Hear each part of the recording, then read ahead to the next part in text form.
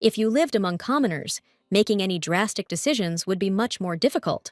That's why our young heroine Ishael Lorelei stayed with the bad guy for so long. For Pedro Gian, only his beauty and status in society were always important, because he wanted to become an aristocrat. The lady was used to being obedient and timid, so it was difficult for her to suggest that they separate. Breakups are never easy, and this was no exception, as the guy was clearly against it. He was used to the fact that everyone around him sincerely admired his talent and unearthly beauty. While Ishael remained in the shadow of the superiority of the young man she was dating, everything would be fine, but the girl had to spend all her money on supporting the handsome Pedro. Although he had not yet received the title of aristocrat, Gian still tried to live in luxury. As soon as the heroine remembered her rebirth, she became tired of this whole difficult situation for herself. Ishael understood perfectly well that any explanation she could give would seem insignificant to such an impudent guy. The young man's brains were only enough to conclude how well he was dressed today, so Pedro was sure that the young lady was simply trying to make him feel jealous. But in reality, Lorelei was truly tired of the constant betrayals of the flighty and sociable young man. It even got to the point that Pedro tried to seduce his girlfriend's colleagues at work, which he never admitted to. And even now the guy was thinking that he lacked love from Ishael, which is why he behaved like that. Gian was so used to the life of a womanizer that he saw nothing wrong with his desires. So it's time for the heroine to explain to this guy how wrong he was in his opinion. And Ishael had something to say about this. It wasn't for nothing that she had been dating Pedro for several years. For the first time in his life, the guy heard someone find such a huge number of bad qualities in him. Lorelei could spend hours talking about what a bad person her partner was. But the girl valued her time, so she soon left Gian alone with his thoughts. No one had ever dared to abandon Pedro, so this hit his self-esteem hard. But the heroine had no doubts about the correctness of her actions, because she remembered the future. This is all because not long ago she was reborn in this world, and before that she lived in a completely different one. And in the plot of this story, nothing good awaited the girl her whole life, although she tried. Her birth family only demanded money, and no one around her cared about the well-being of young Ishael.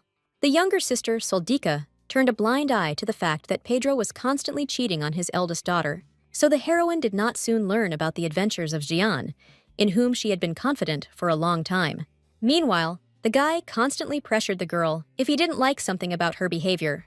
The worst thing was that Ishael's birth family did not protect her, using her to make money.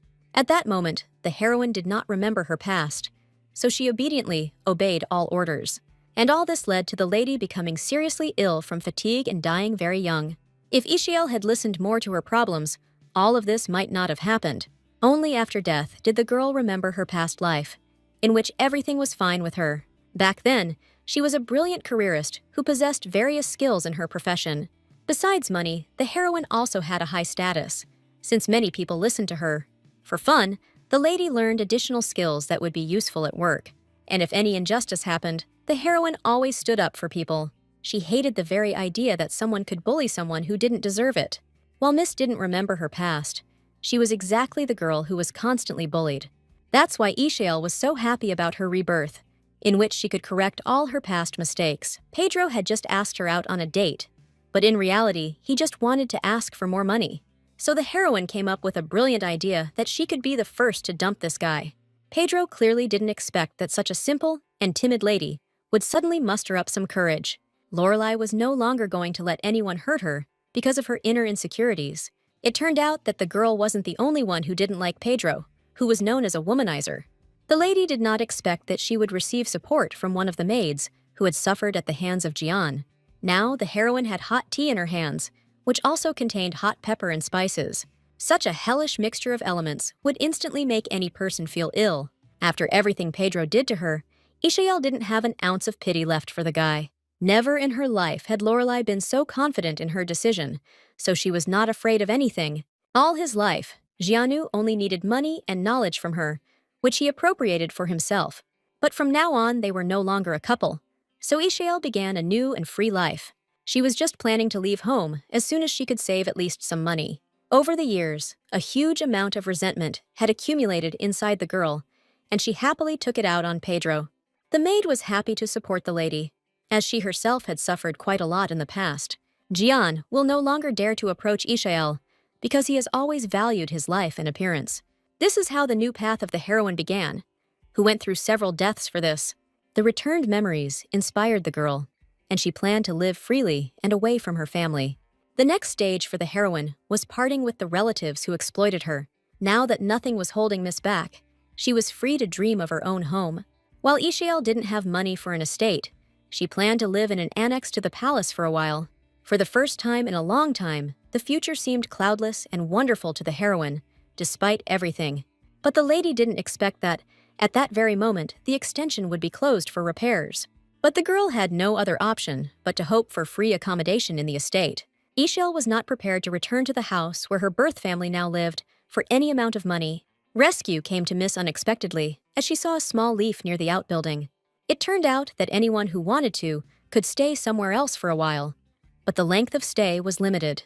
However, the heroine was happy even with this, until she remembered that she had once again given her entire salary to her family.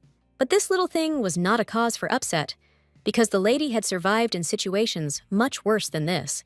Besides, she still had loyal friends with whom the girl had been working for several years. Henry Doveby was generally distinguished by his amazing ability to always lift people's spirits. Thanks to him, Ishael often learned the latest rumors from society that she did not have time to follow. So the lady was aware that they were now giving out free housing to those who had recently got married.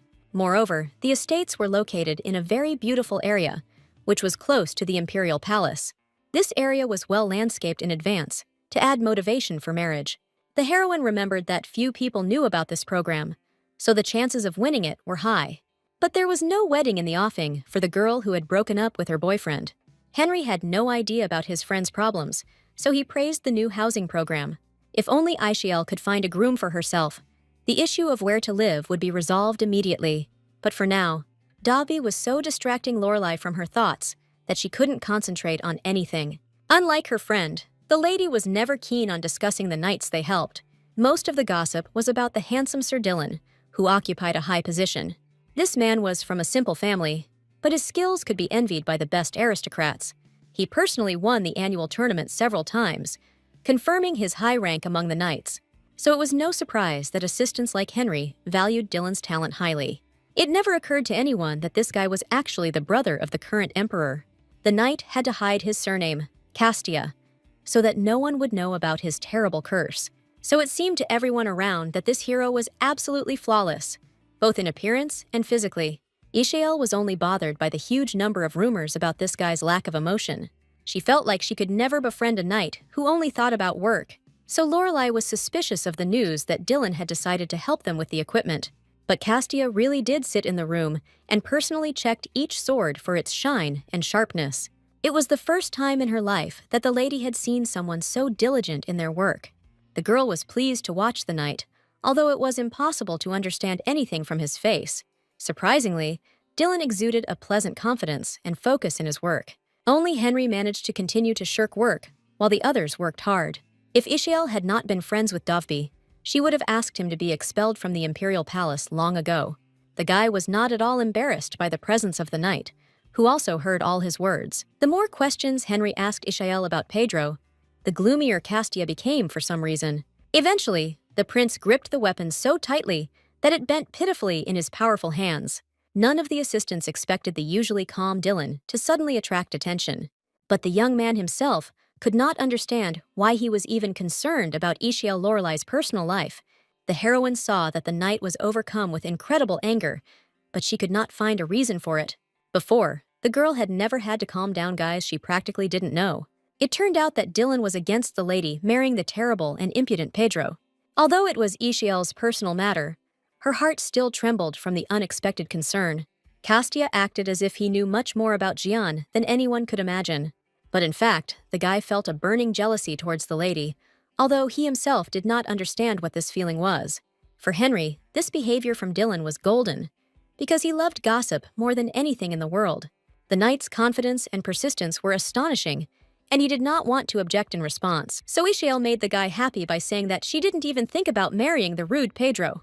As soon as she admitted this, a smile appeared on Dillan's face that almost knocked the lady off her feet. The emperor's smiling brother was so charming that it was difficult to take your eyes off him. Lorelai felt better knowing that this guy clearly didn't feel the same hatred he had recently felt towards her. So the girl admitted that she didn't care what kind of man she would marry in the near future. But she didn't have time to finish, because Henry again found some problems with the weapon, so the lady rushed to help her friend, leaving Dillan perplexed by her words. Kostya never found the right moment to talk to Ishael again.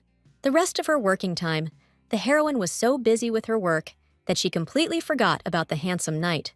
That's how the guy was left with nothing that day, although he had something to say in response to the girl's words. But the truth that the emperor's brother carried within himself remained unheard by anyone due to his busy schedule. It was only in the evening that Ishael remembered Dillan, but it was already too late to return to him.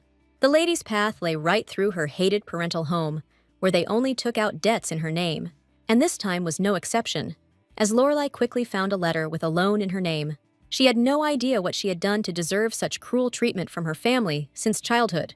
It was not in vain that Miss decided to eavesdrop on the conversation, because Pedro did not regret parting with her at all. Only Madame Massa stopped the guy from dating her daughter Soldika. In fact, the heroine was not surprised that her relatives were discussing her so dirty. Personally, Pedro was only concerned with receiving the long-awaited aristocratic title. Due to huge debts in the past, Laureline's family was forced to sell their status. That is why they became friends with Pedro, who also wanted to regain his influence in society. What Ishael didn't expect was that her family was planning to take out another huge loan in her name. The woman had no doubt that her daughter would soon pay off all her debts again. This is all because the emperor tried to support families and not leave anyone alone, so people were allowed to take out loans for any family member, as long as they could pay it off. It was this insidious rule that Massa had been using all this time, and she felt no remorse. This information proved very useful to the lady, who recorded the entire conversation she overheard. In the near future, the girl planned to get rid of the influence of annoying relatives. All her life, they only forced her to work, which Ishael obediently did out of love for her family. But in reality, she was simply afraid of change, because she had nowhere to go. But as soon as the heroine regained her memories, all her fears disappeared, as if they had never existed. She was ready to fight so that her family would experience exactly the same horror and fear. And the first thing the girl did was stop by a law office to sort out all the paperwork. Now all the lady needed to do was find a man who would agree to marry her. But it was easier said than done, because not every knight was ready to tie the knot. In Ishael's mind, there were only a few candidates who would accept her offer without conditions. While she was lost in thought, the girls around her continued to happily discuss Sir Dillan. Lorelai couldn't even imagine what it was like to be in a relationship with such a person. The knight seemed to her to be a bright and kind man, next to whom she felt warm and safe. But for the heroine, he seemed like an unattainable dream, because they were two different people. At that moment, the heroine did not yet know that cunning fate would eventually bring them together. And Dillan will personally propose to Ishael, with whom he has long been head over heels in love. Since Lorelai will benefit from this wedding, she will accept the marriage proposal. But until then, the girl had to sadly search for candidates with whom she would receive the estate. Miss knew all the knights in the area well, as she constantly helped them with weapons. And the first contender for life with her was Sir Tav Argoy, who was distinguished by his good manners. Argoy always managed to quickly become the life and soul of any party, for which many appreciated him. But the lady chose this guy because he was once not against a fictitious marriage with some girl. The next candidate was her friend Henry. Although he was a knight, he was also a good man. During their communication, the lady became convinced that the guy would always be on her side in any situation. Only next to him, because of his humor and artistry, the lady felt comfortable even in danger. And so it turned out that the girl had only two suitable candidates for marriage. Since the heroine had nowhere to live now, she had no right to remain idle, so she immediately went to Tav. The guy greeted the girl, who often helped him prepare for tournaments, with a joyful smile. But Ishael didn't want to have such a personal conversation with her friend in front of other witnesses, so Lorelai waited for Argoy in a room where none of the knights usually went. True, the girl still wasn't sure that her friend would agree to her strange proposal, but soon the doors to the room opened, which gave Ishael hope that the conversation would not go well. But instead of Tav, it was Sir Dillan who approached her, whom the lady did not expect to see here. The guy looked like something had happened to Argoy, even though Lorelai had just seen him. But Kostya immediately stated that the knight would not be able to come to the meeting with the girl because of his condition. But he was ready to convey all the lady's words to the guy, so that she would not worry about anything after the meeting. But the heroine wasn't sure that talking about marriage in such a situation would be right. At that moment, a merciless wind caught the piece of paper on which the lady was writing her arguments for marriage. Thanks to his skills, the knight easily picked up the document, the meaning of which he did not yet know. Lorelai realized too late what an awkward situation she had gotten herself into, because the guy had already read everything. The girl acted as quickly as she had never done before, out of embarrassment, even though she died several times. Ishael couldn't bear Dillan's gaze, which was always stern anyway. Casti was left only to regret once again that he was unable to have a normal conversation with the lady. The heroine only told her close friend about the shame that happened to her not long ago. As usual, Henry found words that almost completely calmed the young girl. But Ishael's anxiety did not subside, because recently it was becoming increasingly difficult to find housing. That is why the lady wanted to enter into a fictitious marriage with Davi in order to get a free estate. The guy was clearly not ready for such a proposal, even though it came from a close friend. It was unclear from Henry's face what exactly he thought about this whole strange marriage situation. Only Lorelai's intuition told her that now she would be rejected even by a close friend. And the girl turned out to be right, because since childhood, Henry dreamed of marrying for love. That's why he wasn't interested in the tempting offer of a free estate. So the heroine was left with nothing again, although her time was rapidly running out with every minute. Ishael never imagined that finding a partner would be such a difficult and challenging task. The girl was so deep in thought that she didn't notice the dark male figure slowly approaching, so she did not immediately recognize her as her acquaintance, who had no intention of harming the young lady. As soon as Lorelai realized that Dillan was in front of her, her fear instantly receded. For some reason, recently, Miss had been increasingly encountering a knight with whom she had not interacted before. It turned out that the knight had been waiting for Ishael for several hours to ask her a question about marriage. All this time, Dillan was puzzled about why the girl wanted to get married at all. The heroine did not want to spoil her relationship with a man who was so influential among the knights. Therefore, she honestly admitted to him that she was ready to marry anyone, just to get the estate. This time, embarrassment quickly overtook the girl again, so she tried to quickly leave. But the guy suddenly stopped Lorelai because he had a tempting offer for her. Dillan would have wanted to marry Ishael if she really didn't care who she considered as candidates. When the heroine woke up the next morning, she decided that she had simply dreamed all these events. It seemed incredible to the girl that Dillan himself would want to marry her. This guy was too handsome and cold to match recent memories. So in her head, the question of the wedding still remained unresolved and very urgent. However, early in the morning, the maid suddenly knocked on the lady's room, which did not usually happen. But the heroine was even more surprised by the news that some unplanned visitor had come to see her. A few minutes ago, Dillan showed up at work too early to get everything done. His assistant did not expect to see the gentleman, but was even more surprised by the object in his hands. It's all because the guy wasn't joking last night and was going to Ishael to propose to her. Lorelai was speechless at the sight of such a handsome knight who came to her with a bouquet. But Dillan was serious, as his heart had been beating faster for a long time now at the sight of the girl. That is why he made such a decision, despite the fact that he was forced to hide his identity. The prince was a true gentleman, even if he didn't tell anyone about his status. Therefore, it was important for him to propose marriage according to all the rules of society. With this goal in mind, the guy came in the morning to the girl who had long since captured his attention. As soon as Ishael heard the confession from the outside, she realized that everything she saw was not a dream. The realization hit Lorelai that she had done so much because of alcohol. The lady was not so clear-headed last night, as she was returning from a get-together with Henry. However, she immediately grasped the gist of the conversation, since it concerned her dream of obtaining an estate. Dillan's face looked serious, although it was usually difficult to judge the guy's mood by his expression. The heroine was not one of those people who missed opportunities that came their way, so she didn't object to Dillan's proposal, even though she knew almost nothing about him. But for some reason, the silence between them dragged on. Despite the fact that the girl had agreed, it was not the first time that Ishael felt embarrassed by her interactions with this strange, handsome man. His face always remained indifferent, no matter what events happened in the knight's life. So Miss mistakenly assumed that she had misunderstood Sir Dillan's intentions. The heroine still had some backup options, so there should have been enough time. But it turned out that Castia was also overcome with embarrassment, so he was unable to say a word. For the first time in her life, Ishael saw Dillan show any emotion around her. It was important for the guy to connect his life with the girl, since he subconsciously liked her. So now the question of the wedding was finally decided. which the heroine could not help but celebrate.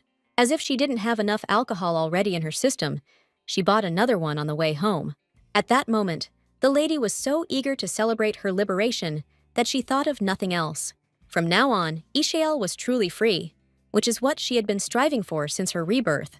After the marriage, Lorelai will happily move into the estate, which will be given to her for free, and her vile relatives will have no choice but to continue living in poverty. That is why the lady allowed herself to get out of control, because she had suffered humiliation from her family for so long. In her joy, she even suggested going to the registry office right away to get married. And Dillan immediately agreed, even though he personally had not consumed any alcohol that day. Until now, the girl could not explain to herself the strange behavior of the guy who agreed with everything. But the fact was a fact, and they had already gotten married last night, which Ishael had conveniently forgotten about.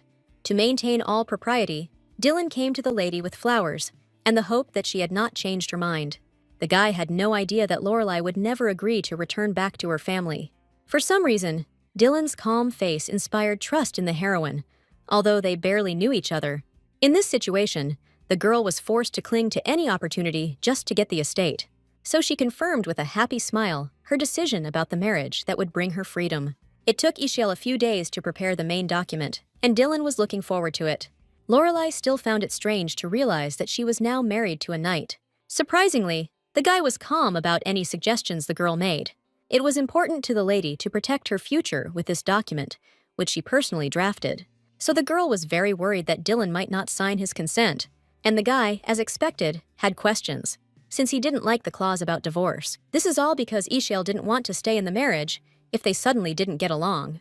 It came as a surprise to Dillan that their marriage could very well fall apart after some time. This is what made the guy sad, because he preferred to stay with the girl forever. While Lorelai felt like she had chosen too long a period for a sham marriage, Kostya didn't know how to admit to the lady that he was completely satisfied with his future life with her. Suddenly, he saw in the document an inscription that they could extend the terms of the contract. This circumstance gave the guy hope that in the future they would preserve their fictitious marriage. Lorelai waited impatiently for Dillan to sign his agreement to all the conditions she had outlined. As a result, the lady was glad that the guy was ready to move into the gifted estate that very day. Kostya was so happy that the lady became his wife that he promised to personally cook her dinner. But before that, the guy had to visit the imperial palace to tell them about the wedding. It was from the emperor's chefs that he learned the most delicious dishes, as they always remained top-notch. So far, his brother Amaryllis Kostya had no idea what kind of business Dillan had done behind everyone's back. He was busy communicating with a great guardian named Theodore Savoy, who was a powerful magician. In recent years, the ruler has tried not to put too much pressure on his loyal and wise assistant. At the moment, there was no one stronger than Theodore, not even among his surviving relatives.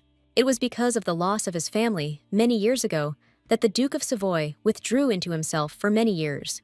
Amaryllis still blamed himself for not being able to help his friend in a difficult situation many years ago. Then the aristocrats close to the emperor were attacked by a group opposing Kostya. Until now, these warlike people had hidden from the ruler and bore the name of the secret Red Guild. It was in that incident that the duke's son and daughter-in-law died, and his little granddaughter disappeared without a trace. Since then, Theodore had forgotten how to show emotions, since his entire consciousness was consumed by pain. Quite often, the subject of their conversations became the past of the emperor's family, which was not an easy one. Many centuries ago, in the north of the empire, there lived a beautiful girl who was a white witch. For a long time, she lived locked up in her cold estate and did no harm to anyone. Her quiet life changed the moment the girl met Emperor Castius. She fell in love at first sight, but the ruler was terribly afraid of the witch, although she was always kind. A terrible pain pierced the heart of the sorceress, who had previously not allowed herself to have feelings for other people. As punishment, she cursed the emperor and his entire family by forbidding them from experiencing feelings. Since then, the Castius family has never found a way to permanently get rid of the terrible curse. And so, once a generation, one person was born into their family who was completely devoid of any emotions. Amaryllis' father committed suicide because of this punishment, so the boy ascended to the throne early. But in his life, there was a brother who dealt with the terrible gift, no matter how terrible it was. Every time the ruler saw his steadfast little brother, a joyful smile spread across his face. The conversation was about Dillan Kostya, who carefully hid his true identity from everyone. The guy, as usual, remained remarkably calm, no matter what happened to him in life. But the attentive emperor noticed that this time Dillan arrived in a new mood. This gave Amaryllis hope that his relative had brought him important information about the empire. He was completely relaxed, as his brother had always been a reliable person in solving problems. Imagine the emperor's surprise when he heard that Dillan had recently gotten married. Amaryllis couldn't believe he had missed such an important event in the life of his unemotional brother. It turned out that he didn't even know anything about Ishael, although she served at the imperial palace. The emperor's shock knew no bounds, since he had never expected his brother to ever marry. And then such serious changes occurred in Dillan, whose curse Amaryllis knew well. But what surprised the ruler most was the expression on Dillan's face that he showed for the first time. The ruler was ready to swear that he had never seen anything like this from the guy before. He had been close to his brother since birth, but he was never able to evoke such emotions. And now Dillan smiled at the mere thought of the girl he hadn't even introduced to anyone. All his life, the late emperor hated his son, who had inherited his curse and madness. That is why, from childhood, he locked the boy in a lonely house in the forest, where there were only servants. As soon as Dillan turned 18, his father mercilessly sent him to war. The father hoped that his son would die in battle, and there would be no more mention of the curse. But the more brutal the late emperor became, the more power young Dillan accumulated within himself. And now Amaryllis was wondering who the lady was that made the guy smile. The young man himself believed that what he was experiencing was not love, but some other amazing feeling. The ruler never thought that his brother could fall in love, because his heart had been cursed since childhood. The elder Castia could not find an answer to the question of why the life of the younger one was so important to him. Dillan didn't tell anyone about his lineage to avoid unnecessary attention and rumors. However, that unknown woman could still be a spy who knows the whole truth. That's why Amaryllis was so curious to know who exactly that assistant was. He tried his best to hide his interest so that his brother would not suspect anything in advance. But in fact, the ruler already had a plan, and he was going to implement it in the near future. Meanwhile, the heroine had no idea that her connection with Dillan had attracted the attention of the emperor himself. The girl went to meet her mother, although she preferred never to see her again. As the lady expected, Masa immediately started talking about how she needed money once again. But the girl was no longer the timid daughter who fulfilled all her mother's requests. So this time, the woman was noticeably upset when she received nothing from the working Ishael. Instead, the heroine asked her mother to sign the agreement, which she had brought with her in advance. Lorelei cunningly took advantage of the fact that Masa could not actually read the ancient language, so the contents of the document were hidden from her, because Madame was unable to understand a single word.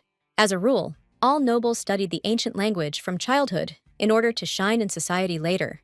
But as soon as Masa lost her status, she forgot all the information she had once received.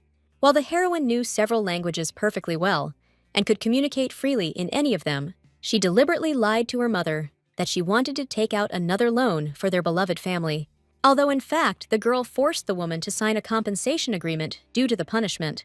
When Ishael heard that her mother's consent was required for this, she was at first completely stupefied, but in the end, she deceived Madame Masa so easily, as if she had been blackmailing her whole life. The lady did not feel sorry for any of her family, because they never truly loved her. However, her colleagues at work named Henry and Marilyn turned out to be interested in the girl's marriage. So throughout the day, Lorelei unsuccessfully ignored all the questions from her friends. The lady tried to concentrate on work, because it would be much easier for her to cope with all the stress. But it turned out that Marilyn was not going to remain without answers any longer, because curiosity was eating her up. In fact, this lady had been keeping an eye on Dillan for a long time, so now she was testing her friend. Ishael remembered well that Merlin valued her appearance, so she pointed out her shortcomings. As soon as the girl was distracted by anxiety, the heroine had the opportunity to escape from her. All this time, Miss ignored the words about her appearance, but this could not continue.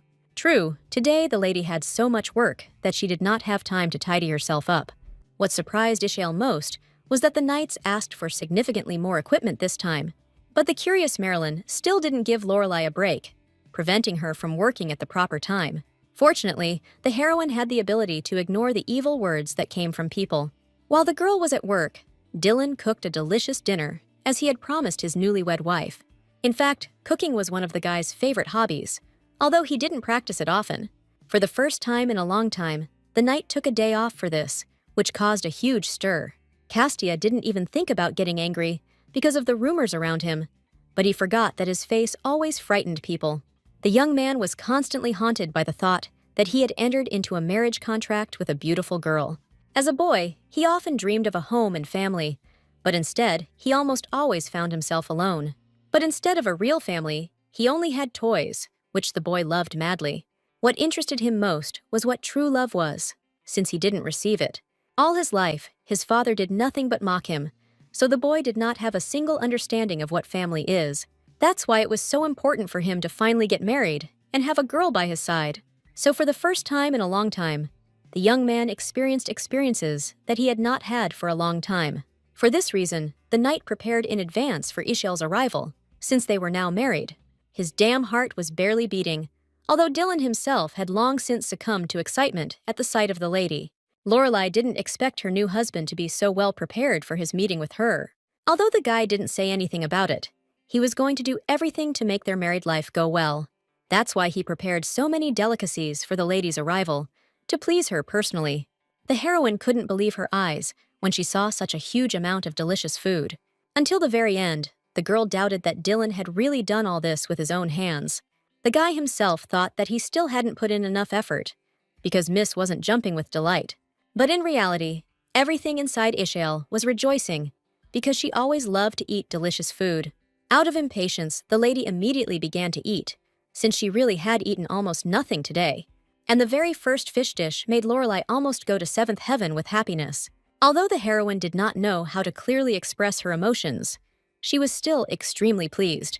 But all this did not take away the lady's desire to talk about why the guy married her in the first place. She refused to believe that she could please such a handsome and skilled knight. But, other than that, the young man had nothing to answer, so an awkward silence hung between them. Ishael constantly looked for reasons in her surroundings, because she had very low self-esteem.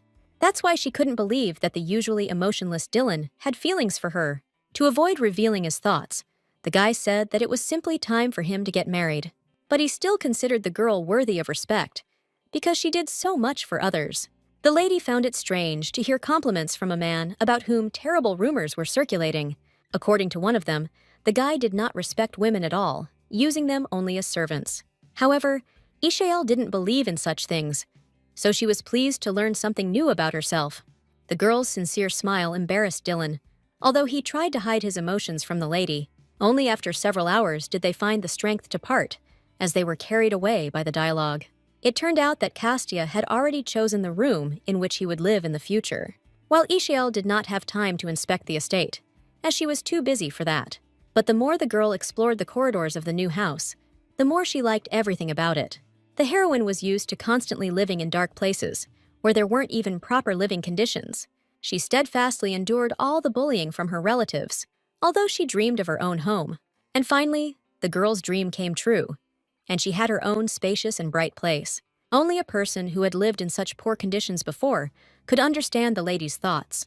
So it was no wonder that she was eager to choose the best room for herself. The heroine did not expect that Dillan would immediately approve of her preferences, since he had already chosen a place for himself. But what surprised Miss most was that the knight liked one room that was created for children. When Ishael thought about marriage, she didn't even think about the fact that it could have a continuation. So the lady did not immediately recognize this place as a children's room, although everything was quite obvious. Dillan only had a few toys as a child, so he appreciated the variety. Only now did Lorelai take the guy's words differently, saying that it was time for him to get married. For some reason, the girl decided that Dillan was counting on continuing his unknown lineage, while the heroine's plans only included work, although she agreed to marriage. The lady had no idea how to confess to the knight that she was not ready for children. All the thoughts were mixed up in Lorelai's head, who was not used to solving issues related to relationships. Dillan's preferences for a room that was designed for children seemed very strange to the lady, but Ishael was not ready to reveal her thoughts, because it could ruin the relationship between them. So once again, Castia had to watch the young lady's lightning-fast escape. Only in her room was the heroine able to come to her senses a little, because the guy's tastes confused her. But for some reason, Miss didn't feel any rejection inside, as this whole story made her smile. Since it was late, Ishael couldn't think of anything better to do than go to bed. She did not immediately notice the decoration of the room she had chosen for her future residence. But everything inside was much better than all the beds the girl had slept on in her past life. Lorelai's happiness knew no bounds, as her life was gradually getting better. Even in her wildest dreams, the girl could not have imagined that she would feel so good. However, the weather had its own plans for the lady's peaceful sleep. As a couple of hours later, it woke her up with a thunderstorm. To her horror, the heroine once again remembered how much she was afraid of lightning and thunder outside the window. For some reason, since childhood, the girl could not stand these sounds, even if she was safe. Previously, the only thing that helped her was the prayers that the lady whispered throughout the night. But now the mist decided to distract herself with a glass of water in order to at least slightly calm the trembling in her body. But as soon as Mist stepped out into the corridor, she collided with a dark figure, causing her to fall in surprise. Only a few seconds later, the girl discovered that she had accidentally scared her friend. Dillan, too, couldn't sleep because of the bad weather, so he explored the vastness of the new estate with interest. Who would have thought that a guy would choose a baby rattle as protection from lightning? Ishael didn't believe that something like this could save her from fear. But she didn't argue. As another clap of thunder sounded, Lorelai unconsciously pressed herself against Dillan's body. The young man clearly did not expect that the lady would suddenly choose him as a protector from the formidable lightning bolts. But at that moment, due to a fit of fear, the heroine was unable to control her actions. It turned out that the guy had no intention of being offended by the lady, but offered her protection in the form of a rattle. Although Ishael was skeptical of this method, the sound of the toy really did have the power to calm her down. True, for an adult, such a method of consolation inevitably remained strange. However, Dillan looked so focused, as if he was putting all his effort into helping. So, in the end, a grateful smile was reflected on the heroine's face because the guy was sincere with her. Only now did Castia realize that people needed closeness to feel more at ease. After all, it was only when she was next to him that the girl almost forgot that lightning was still thundering outside the window. That is why the knight escorted the lady to her chambers, although neither of them was planning to sleep yet. Ishael remembered the difficult day ahead, but the stress she had experienced prevented her from relaxing.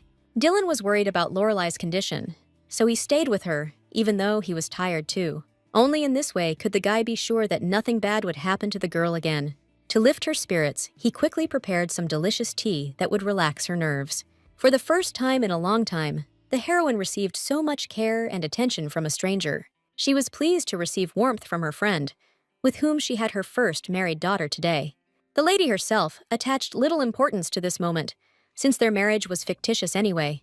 But as soon as Dillan remembered this event, his face immediately flushed with embarrassment. Throughout his life, many aristocrats paid attention to the guy because of his appearance. But every time Dillan put work first, so he refused to communicate with everyone. For this reason, they soon stopped inviting him anywhere, as they were afraid of encountering a refusal. And only the heroine was in no hurry to judge the young man by his actions, because she didn't really know anything about him. But rumors said that Dillan had always been an arrogant and self-absorbed person. It just turned out that Castia had nothing in common with the words that were spoken about him. In honor of their wedding night, the lady offered to shake hands to commemorate the occasion. She hoped that this would lift Dillan's spirits a little, as he was thinking about something. But the lady also had something to think about, because she was still hiding something from the guy. Only now the girl admitted that she had a terrible relationship with her family. She could only hope that it wouldn't be a problem for the guy she married. Ishael could promise that no one from her family would come close to the handsome knight.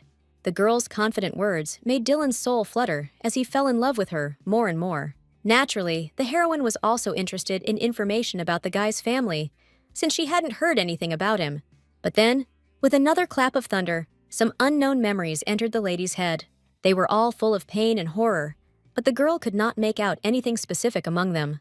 She curled up into a ball in panic as an incomprehensible pain slowly tore her apart from the inside.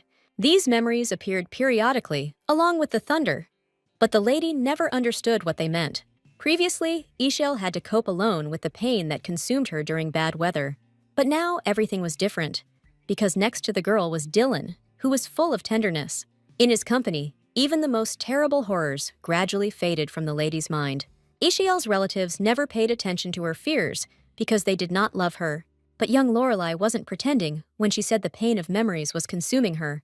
The only advice for the girl was sleeping pills, because Masa always hated her daughter. so Ishael got used to being alone, even if someone from her family was nearby. But now, the heroine began to think about whether this is what a real family should look like. While the young heroes were resting, there was a man in the imperial palace who could not sleep. It turned out to be Amaryllis, who had come up with a cunning plan for himself during the day to test his brother's wife. His assistant Michael was not happy that the master was forcing him to work at night. But the ruler never cared what his servants thought about his strange behavior. If something came into the elder Castia's head, he would certainly try to implement it. Over the years of serving the emperor, Michael had become accustomed to his master constantly trying things out.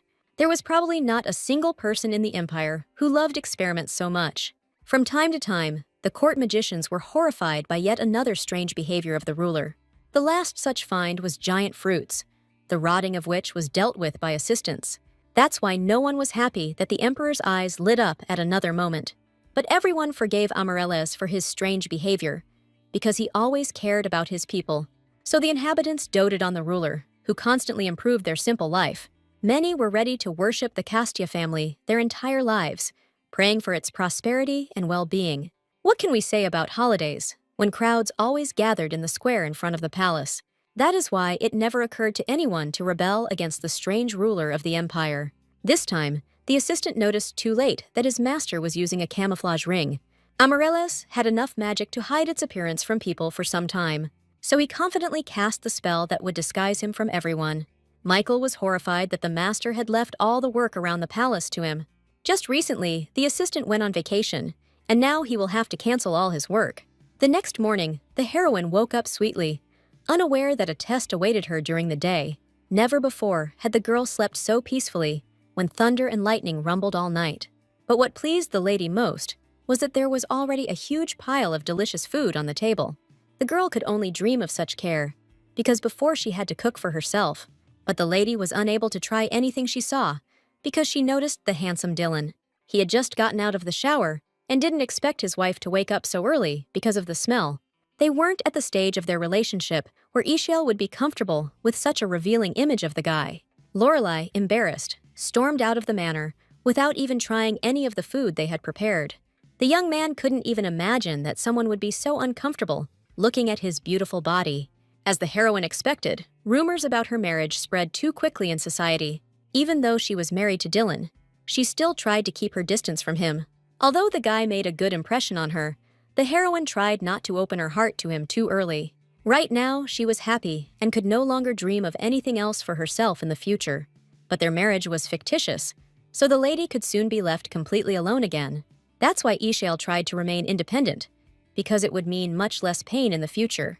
Her workday began with her colleagues, for some reason, harshly scolding the new assistant. Miss had never seen this guy before, but she instantly felt sympathy for him. As soon as the heroine noticed the ring on her finger, she immediately guessed its magical purpose. But no one else paid attention to this nuance, because everyone didn't like the new employee. Only Ishael stood up for the young man, because she understood that his appearance was not just like that. The only thing Marilyn didn't like was that Lorelei didn't give her the opportunity to continue arguing. So the girl cleverly shifted all the responsibility for the newcomer onto a skilled colleague at work. No one expected the heroine to calmly accept the responsibility that was placed on her as a joke. In her heart, Ishael always disliked those who bullied other people for no reason.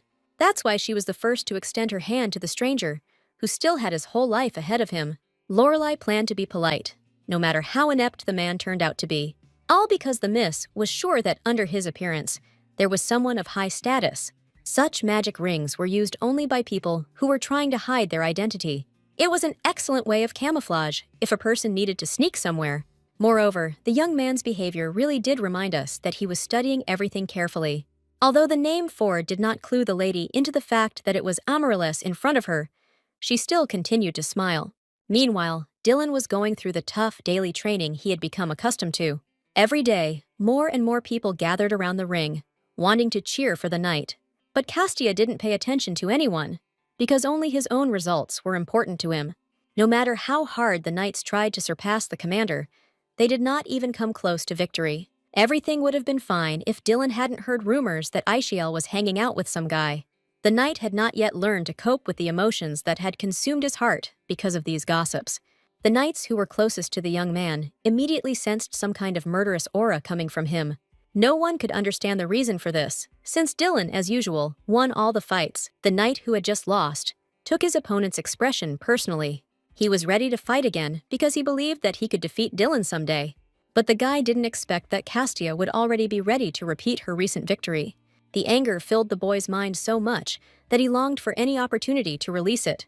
Meanwhile, the heroine brought the newcomer up to speed, explaining to him all the upcoming responsibilities. In fact, Amaryllis felt awkward about having to hide behind Ford's mask. But the ruler did not have time to think of a better way to secretly infiltrate the knightly order. All this was necessary in order to find out as much as possible about his brother's wife. But the emperor had never done any physical labor before, so he quickly made mistakes. It was for this reason that all his colleagues who needed to correct his mistakes turned against him. Amaryllis felt genuinely sorry for the girl he continued to cause problems for during work hours. Ford had no idea that the lady was only polite to him because she already suspected something. Ishael did not pay attention to the assistant's shortcomings since she believed that he came to test her. That's why she continued to smile kindly, no matter how much Ford ruined her work.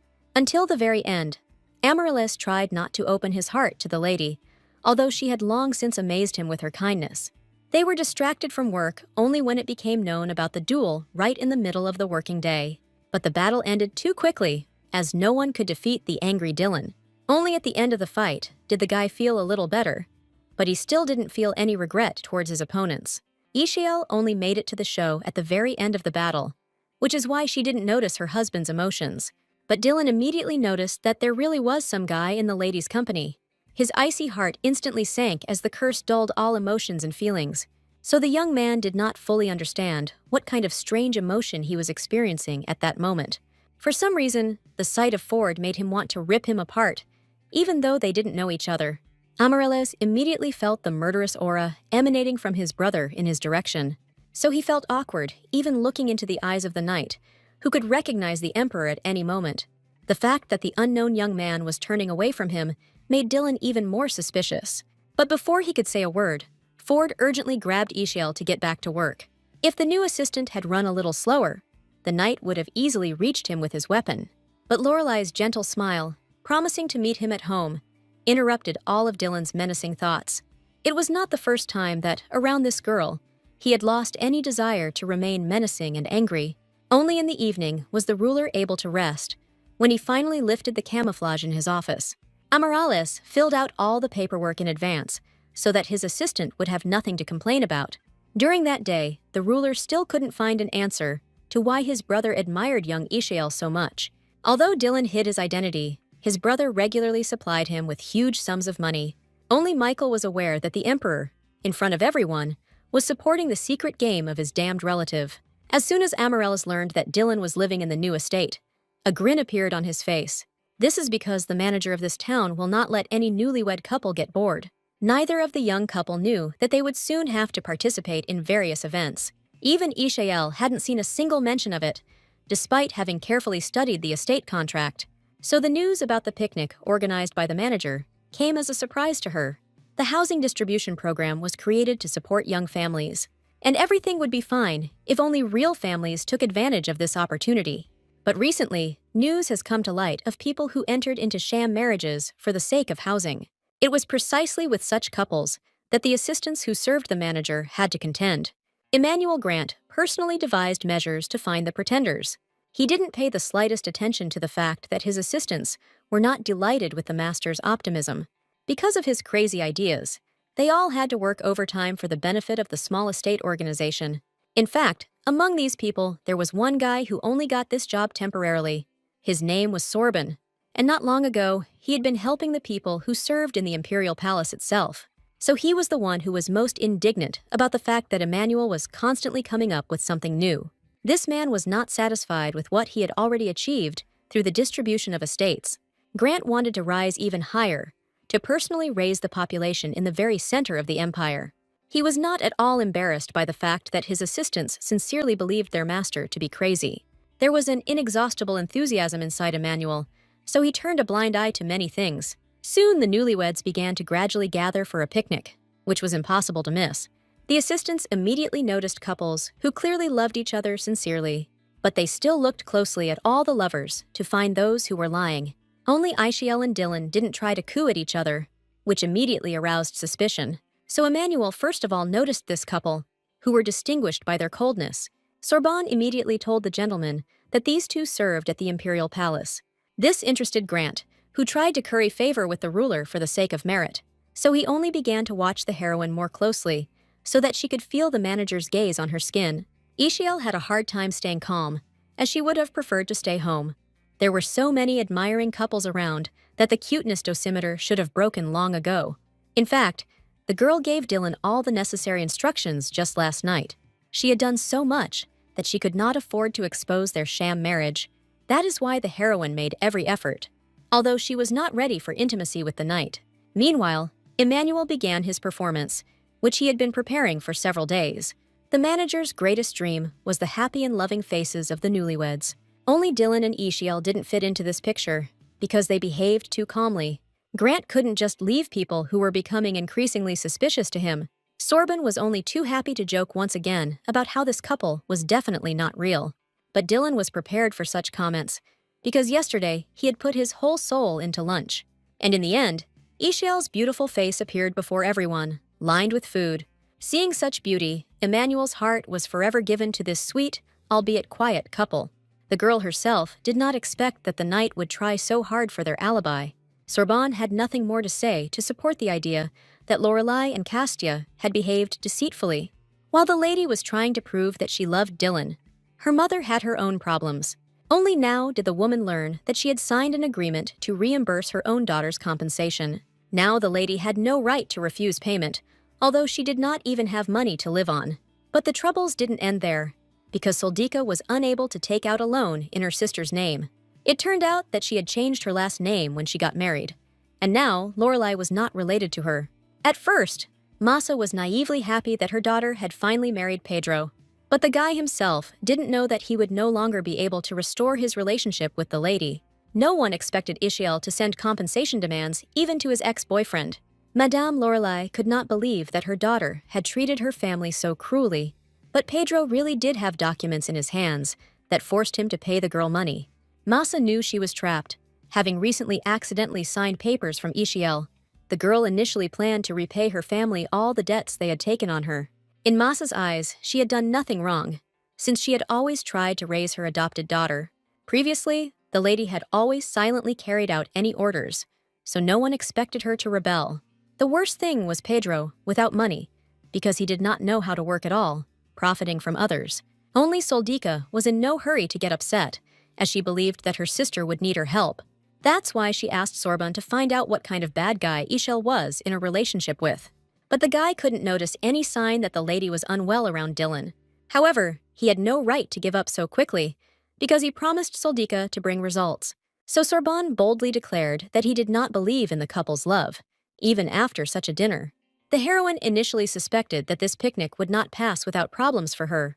The girl was still ready to do anything, just to prove that they were living together for a reason. Although it was unusual for the lady, she called her husband by his name loudly and sweetly on purpose. A natural blush appeared on the guy's face, as he was pleased with Ishael's tenderness. In response, he sincerely addressed her by the affectionate nickname that only lovers used. It was the heroine's turn to be amazed at how well Dillan could portray love. In fact, just a few days ago, the boy went to the knights for wise advice, no matter how nervous the young man was. For Ishael's sake, he could not back down before clarifying all the issues. None of the assistants expected that their cold master would be the first to marry. As shocking as this news was, the boys were forced to keep their mouths shut.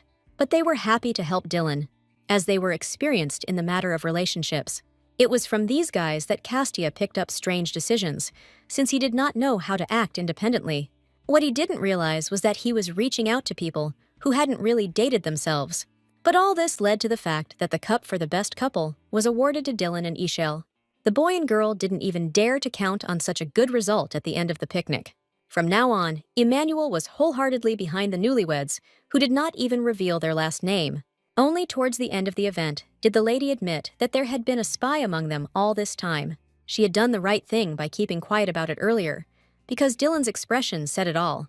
That is why literally the next day he asked his brother to fire Sorbonne's assistant. This was the first time Amaryllis had seen Dillan show hostility towards one of the common servants. But the emperor loved his brother so much that he was ready to fulfill any of his rare requests. Moreover, the younger Castia continued to do an impeccable job of defending the empire. He personally fought against the Red Guild, which still caused a lot of problems for the ruler. Amaryllis didn't expect that Dillan would consider young Ford one of that group. Hiding behind the guise of an unkempt assistant, the ruler truly aroused a lot of suspicion. He was not ready to admit to his brother that he had been secretly watching his wife all this time. This is how Amaryllis was punished for trying to hide such important information about his life from Dillan. At the same time, Sorbonne managed to convey to Soldika everything he had dug up about her sister's partner. The girl found it hard to believe that Ishael could be happy with some unknown guy. What angered Lady Lorelei most was that her sister's husband was rumored to be very handsome and strong. Even Pedro was concerned about whether the unknown knight was more attractive than himself. Soldika planned to continue to use poor Sorbonne, who had no idea about it. The young man was crazy about her, so he didn't notice any deception. But in fact, the lady had already decided to take away her sister's husband to prove that she was better. And for this, Soldika continued to smile sweetly at the servant, who was now useful to her. Meanwhile, a small decorative commotion was taking place in the imperial palace. The ruler's assistants were busily preparing for the upcoming spring events in the empire. Amaryllis's heart beat joyfully at the sight of the beautiful flowers that were placed everywhere. He noticed that spring had also affected his brother, who was increasingly boasting about his marriage. Until now, the elder Castia did not believe that his relative felt admiration for anyone, but Dillan was serious, although he could not recognize the beginnings of beautiful love among his feelings. The knight was confident that he would be able to let Ishael go if she suddenly fell in love with someone else. But Amaryllis doubted that his brother felt nothing but admiration for the young girl. True, the ruler had so much to do that he hardly had time to think about Dillan's relationship. He was organizing a banquet soon, and there was the most preparation for it. As soon as the heroine saw the leaflet about the event, she shuddered convulsively deep inside. Last year the lady failed to find a partner, but now she had a knight, Dillan. Of course, behind Ishael's back, as usual, rumors were spreading that she was married. Merlin was one of the first among those who did not believe in the union of her colleague with such a handsome knight. And this time, Lorelei couldn't pass by, because the girl had already crossed all boundaries. Merlin didn't expect Ishael to have the courage to call her not so beautiful. She even called this girl's eternal friend an ordinary root vegetable so that he would stop laughing. This is how the lady cleverly put her colleagues in their place, who had become too arrogant of themselves lately. But their words still touched the girl, so she thought about changing her appearance. Ford was right there, so he couldn't miss the opportunity to help the lady. Amaryllis tried to do everything to ensure that no one would ever call him a suspicious worker again. Using the emperor's connections, he got a ticket to a very expensive store for Ishael in advance. The heroine couldn't believe her eyes, because she had long dreamed of getting into that makeover salon. But the lady didn't have time to ask the assistant a question, as he quickly ran away from her. So Ishael had no choice but to take advantage of the opportunity for beauty that was given to her. The owner of the shop, Madame Tussauds, turned out to be an unusually energetic woman, and her assistants radiated much more optimism and energy than their beautiful and wise mistress. Nothing was impossible for a woman, so she could make every lady beautiful. In fact, inside the heroine was sad, because Dillan did not go to the salon with her. But Madame did not give the girl the opportunity to immerse herself in her thoughts, because her beauty was at stake. And Tussaud began by throwing away the terrible glasses that always adorned the heroine's face. The woman did not like such decorations, which only spoiled the appearance of young ladies. But no one expected that after this one action, the heroine's face would change dramatically. Even Ishael didn't know that all this time, she had been wearing glasses that transformed her appearance. A few hours before, Dillan personally escorted a girl who was going to a beauty salon. The guy still hadn't gotten used to the fact that everyone around him considered them the cutest couple in the world. In fact, he had a good reason for not going with his wife. Dillan's heart beat faster every time he thought about giving her a wedding ring. Meanwhile, Tussauds was already in full swing, preparing for the transformation, which she did amazingly. The woman had already determined the ingredients that would be needed for their complex and important task. The assistants were determined to achieve a good result, so the smiles never left their faces. These girls made Tussauds' work much easier, as they brought her everything she needed. While preparations were underway, the heroine thought bitterly about the glasses she wore on her face all the time. These glasses were the only gift from Masa, which she gave several years ago. The woman insisted that they would betray her daughter's charm and beauty, although in fact, she did not love her.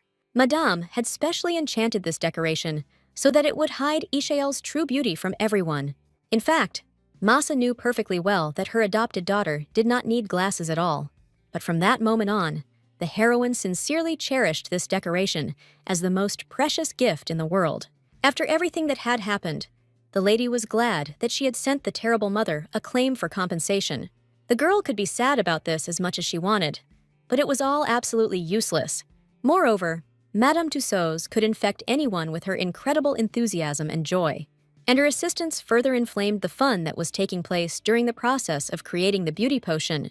All the ingredients were unique for each person, but the girl handled the components skillfully. Madame Tussauds had something that would be impossible to find anywhere else in the empire. In fact, Madame had good witches in her family tree, from whom she drew her powers. She wisely ruled the salon, which brought beauty and elegance not only to her, but also to society. The magic happened right before the eyes of the heroine, who was not ready to accept the new potion.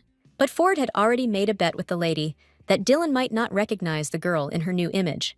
Ishael wanted to believe that her husband would not be deceived by the outer shell, which meant nothing to her. That evening, Dillan arrived at the meeting place early, because he was nervous about the banquet.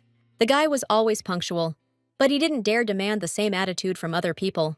The more time passed, the more the knight regretted that he had not seen Ishael off personally. Other people were already slowly gathering for the event, but for some reason, the girl was nowhere to be seen. This made the knight feel more and more anxious with each passing minute. Although it was unlikely that anything could have happened to the lady, everything would have been fine if not for the sudden appearance of Pedro Gian in the emperor's brother's field of vision. This guy acted as if he had already become an aristocrat, and everyone had to obey him. What angered Dillan most was that the young man spoke badly about Ishael, who often helped him. The desire to deal with the impudent guy instantly flared up in Dillan, and he couldn't cope with it. But Pedro didn't even pay attention to the terrifying aura, because he was attracted by something completely different. Even Dillan felt like he should turn around right now, so as not to miss something important. It turned out that the heroine had finally arrived at the banquet, and her transformation amazed everyone around her. The girl's heart beat anxiously, because she didn't know if Dillan would recognize her in this image. It was unclear from the knight's face what he thought about the beautiful stranger who approached him. But Amaryllis joyfully watched the couple who finally met each other. The emperor was not embarrassed by the fact that his behavior did not correspond to his status as the ruler of the empire. Amaryllis was only distracted from his mischief by the appearance of a small bird that was a messenger. Only the keeper, from whom nothing had been heard for a long time, would send such little birds with news. Meanwhile, the heroine wondered with bated breath whether her newlywed husband would recognize her. It turned out that the guy understood at first glance who exactly was in front of him. It wasn't difficult for Dillan to see the charming Ishael beneath the surface, while everyone else did not recognize Lady Lorelei, although they had already heard about the knight's wife. Only Castia's face didn't change at all after the girl's incredible transformation. The heroine was pleased to realize that in the guy's eyes, she had already been so beautiful. It wasn't just Ishael who shone at this ball, because first place always went to someone else. Many could not take their eyes off the girl, who looked almost better than everyone else at the banquet. Soldika always used her position as a fallen noblewoman to attract people's attention. The lady impressed not only with her appearance, but also with her outfits, which were the latest fashion. Miss was not at all embarrassed by the fact that people were discussing not only her appearance, but also her status. She liked the sad image of a lady who would have been more suited to a high rank among the aristocracy. But Soldika didn't come to this ball to attract the attention of the people around her. The girl didn't believe that her stupid sister could really please someone. It seemed to her that Ishael would definitely be mocked, because the lady did not deserve anything more. So Soldika will definitely have a chance to snatch her sister from the clutches of the handsome Dillan. At that moment, the girl hoped that Ishael would understand once and for all how good she was with her family. In her dreams, the eldest daughter of the family, Lorelei, already saw her sister promising them all a lot of money. Soon the girl had to break away from her thoughts in reality, because Dillan's arrival was announced. The guy looked like a relative of the emperor by all criteria. Although he hid this fact, he instantly captured the heart of Soldika, who had always been partial to appearance and status. But the lady did not recognize the beautiful girl next to him, even though it was Ishael herself. Lorelai's daughter decided that her sister had already been abandoned and was only glad of this turn of events. The fact that many called the new girl the most beautiful greatly outraged young Soldika. The heroine had not yet had time to get used to her new image, so she tried not to contact anyone. But the sister personally approached her, being sure that this lady was keeping an unpleasant secret. Ishael wasn't surprised when she realized that her relative didn't recognize her without her usual scary glasses. Moreover, Soldika, out of habit, showed disrespect to the girl who did not greet her. But this time, Lorelai didn't even have to say anything in response, because her young husband saved her. Dillan reacted instantly when he noticed a lady pointing a fan at Ishael. The latest terrible gossip about Soldika dealt a painful blow to her self-esteem and perception. Castia could endlessly humiliate the girl, who was many times lower than him in status, but the heroine could not miss such a sweet moment of revenge when she saw her sister's confusion. Soldika was absolutely certain that she had never met this beautiful girl before. But the impudent Pedro did not allow her to finish, as he was trying to get to know all the ladies. Ishael wasn't very happy to see the guy she wanted to never see again for the rest of her life. But Xian had already released his charming spell, which he usually used to conquer all women's hearts. But once the heroine had already fallen for the guy's smile, and therefore no longer believed him, the young man did not expect that this unknown lady somehow knew his name too well. Ishael didn't want to keep her relatives waiting for too long, as they wouldn't have recognized her anyway. For the girl, it was already a victory that neither Pedro nor Solda recognized her identity. Since childhood, Lorelai's own daughter has been accustomed to always taking first place. Of course, the light was brightest against the darkness, so she carried her scary sister with her everywhere. Everything had to continue in the same spirit, because Ishael didn't have a chance to become beautiful. So in Soldika's head, she was supposed to continue to attract all the attention in society. That's why the girl was not prepared for the fact that one day her ugly sister would outshine her.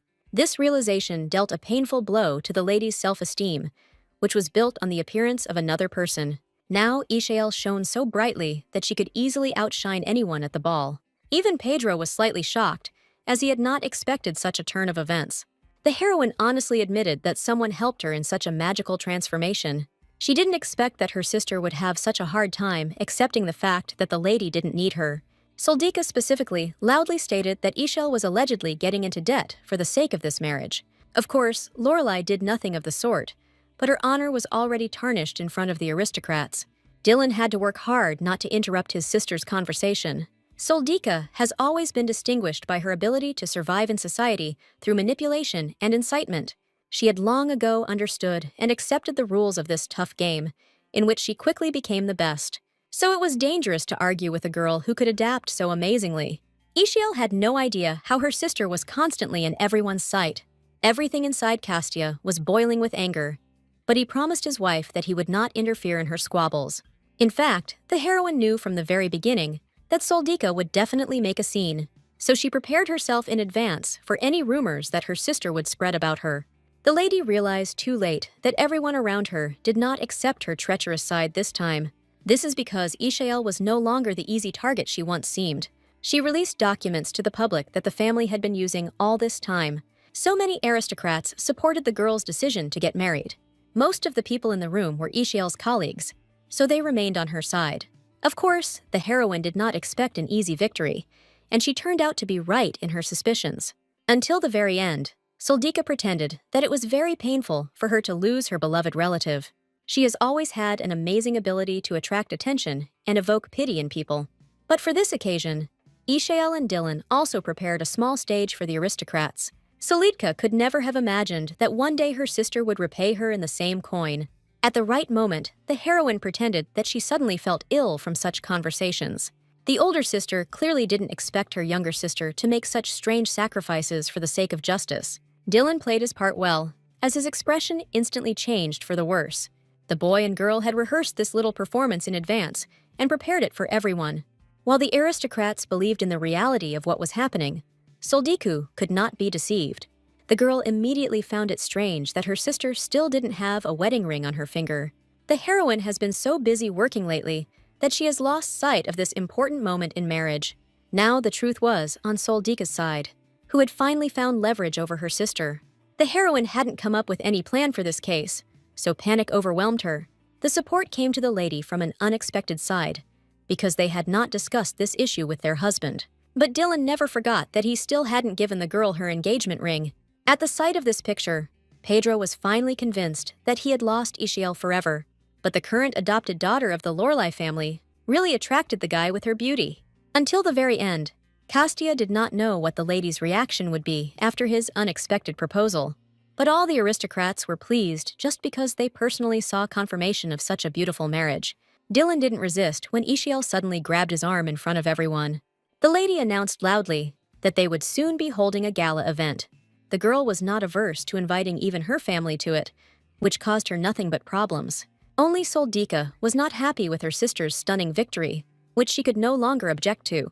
The heroine was pleased that for the first time in a long time, she was able to put her relative in her place. But Soldika was not one to remain silent after being offended, so she promised to complain to her father. Ishael was afraid of this man throughout her childhood, because he always remained a formidable figure for her. Elon Lorelai loved only his own daughter, and the younger one got it even without reason. In her youth, the lady did not dare to object to the man who rarely appeared in the family due to work. Each time, Soldika took advantage of her father's presence to ruin the life of her unloved sister. But there was still a lot of time before Elon's arrival, so the heroine tried not to be upset. Now the girl, more than anything in the world, wanted to know how Dillan had immediately recognized her. This question troubled the lady throughout the banquet, but at that moment there was no time to discuss it. It turned out that Castia had no doubt that it was his wife standing in front of him. This is all because the guy initially only paid attention to the girl's inner world. This fact greatly embarrassed the heroine, who was often sloppy and too hasty in her actions, but Ishael was glad that she had found a man who accepted all her shortcomings and virtues. Dillan was ready to support his wife in everything, just so that she would continue to stay close. That's why the guy wasn't offended by the girl, even though she made the decision about their wedding on her own. True, he was never able to admit that he was actually a relative of the emperor, so the guy upset the girl by saying that he allegedly didn't have money for a beautiful wedding. Ishael was used to always having to rely on her own strength, so she wasn't too upset. She was willing to take care of Dillan financially since he cooked so well. At that moment, the boy and girl heard gossip from the outside, which was discussing the night. It was no news to Ishael that the young man had already been called cold and heartless more than once. But the guy didn't expect that he would suddenly be compared to that same damned brother of the emperor. Since childhood, Dillan had been hurt by talking about his curse, which he could not break. No matter how hard the knight tried, the witch's spell caught up with him every time. That's why he preferred to hide in the war, where no one cared about his feelings. Only by defeating a huge number of monsters could Dillan feel a little better. But rumors still circulated about his terrible behavior, because the knights were unable to remain silent. Even in his wildest dreams, Castia could not have imagined that his attempts to hide his identity were doomed.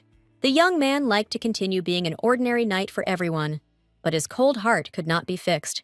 Only the heroine was genuinely outraged by such gossip, because people were comparing different people. The girl had no idea that she had actually been communicating with the emperor's cold brother all this time. Only at this moment did Dillan decide to ask how the lady felt about the Duke of Castia. He was very afraid to hear that the lady would never accept his true damned essence. Ishael has always been a person who was not quick to judge others based on rumors and gossip. Of course, like everyone else, she had heard a lot of bad things about the damned prince. But the heroine refused to believe that all these words really referred to that man. Dillan's heart skipped a beat as he heard support from others for the first time in his life. Ishael would never have guessed how important all her kind words were to the guy now. The girl's compliments made the knight blush, because all his fears turned out to be useless. As usual, the lady took the guy's reaction personally, although she hoped to improve his condition. The only thing Ishael could think of was to call the young man home so that he could feel better. Meanwhile, the emperor finally arranged a meeting with the custodian who had called him. Theodore Savoy was not one to invite Amaryllis to his place, just for interesting conversations. Previously, this wizard could really joke a lot and take a break from work with the prince. But after losing almost his entire family, the keeper forever withdrew deep within himself. Amaryllis always tried to remind Theodore that his granddaughter might still be alive. Savoy clung to this idea as a drowning man clutches at even the thinnest straw. He personally went to a fortune teller not long ago, who told him good news. This man was considered a powerful magician, although he did not reveal his identity to anyone during his predictions. It was he who told that Theodore's granddaughter was trapped in some terrible and cruel family. Savoy did not have time to rejoice at the news that the girl had managed to escape, because the danger had not disappeared. It turned out that she had been taken captive by one family and ended up in a marriage with a man who was not the most pleasant or kind. When this man finally falls in love with the lady, no one will be able to see her again. That's why Theodore planned to find the girl before it was too late for her. The ruler immediately thought that such news looked like a real scam, but he didn't dare upset the keeper, who was finally showing emotion after a while. Amaryllis wanted to help the old man in any way that his connections could provide in this unpleasant situation. At the moment, Soldika also needed help, as she had gotten into a lot of trouble because of her sister. Ishael managed to leave the banquet with her head held high, but her eldest had a hard time. After the girl left, many looked at Soldika differently and lost all respect for her. The lady had no choice but to throw herself at the feet of the most distinguished aristocrats, but even they refused to help the girl, so as not to tarnish their reputation in front of others. What angered the lady most was that Pedro also appreciated the beauty of young Ishael. The guy's mind was filled with nothing but beautiful ladies, despite the fact that he had an exam soon. Gian didn't even doubt that he could become a high magician, because he had Ishael's dissertation. In his head, the guy imagined a wonderful future in which he would definitely receive a title. And then, no girl would be able to resist the handsome and rich aristocrat who possessed magic. At that very moment, Pedro was planning to win back Ishael, who would clearly pay attention to him. Little did he know that he didn't stand a chance against the skilled Dillan. His cooking skills were capable of impressing even the most experienced chef in the empire. What can we say about Ishael's colleagues, who themselves invited themselves to visit the young girl? Dillan's culinary skills were legendary. He prepared dishes so well. The heroine's friends were immediately delighted, because they had never seen anything like it before. Until now, Ishael wasn't sure if she was happy that her colleagues had visited her new estate. Surprisingly, this time, Marilyn behaved politely and did not even try to offend the girl. The blonde had forever learned the fact that Lorelei could stand up for herself in any situation. That's why the lady wasn't against inviting colleagues to her wedding, although she hadn't yet decided on the date. The heroine understood that this event was especially important for Dillan, even though he agreed to sign. Every day, Ishael felt more and more desire to take care of this guy. But at the same time, the girl did not forget about her old friends, who were sincerely happy about her happiness. One of those people was Sir Tov, who finally found the time to congratulate his friend in person. The lady felt awkward, realizing that so many people had gathered at once to support her. Until the very end, the girl thought that Argoy would be offended at her because the Miss did not choose him as her husband. This knight was considered a good candidate for marriage by many, as he had good qualities. Even the fact that Tov was not so popular did not stop crowds of girls from continuing to run after him. But what mattered most to Lorelei was that Argoy supported her in every situation. Because of this, it seemed to Marilyn that Ishael and Tov had definitely been secretly dating for many years. But in reality, no romantic attraction ever developed between the boy and the girl. Although Dillan was ready to be jealous of his wife for any potential partner in the past and future. However, the lady herself had already made her choice in favor of the knight, and had no intention of exchanging him for others. Suddenly, the topic of conversation at the table changed to recent rumors about the Red Guild. Many minds were concerned about the actions of this mysterious organization, which only brought harm. So the knights were interested to hear Ishael's opinion on whether the criminals would be caught. It's just that recently, the lady has been so busy with the wedding that she hasn't even heard about the news. Once again, Dillan saved his wife by insisting in time that she was tired after their conversation. After several days, memories of the past took over the young heroine's mind. Around the same time, she finished writing a dissertation for her ex-boyfriend, but received no thanks. Pedro always thought it was normal that Ishael worked for him, and he did nothing. With the help of the girl's research, Gian intended to impress the powerful Claude Savoy. He was the only living relative of the keeper, and therefore possessed incredible power. In her past life, Lorelei was quiet and timid, so she didn't dare to contradict anyone close to her. But now everything was different, so she personally came to the tower on the day of her ex-boyfriend's performance. However, the assistants were ordered not to let in any strangers due to the influx of people. The girl had too little magic to prove her affiliation with the mages. She herself saw how many problems the magicians had due to the popularity of many of those defending the exam. So it was no surprise that the assistants did not want to let the unknown lady inside the tower.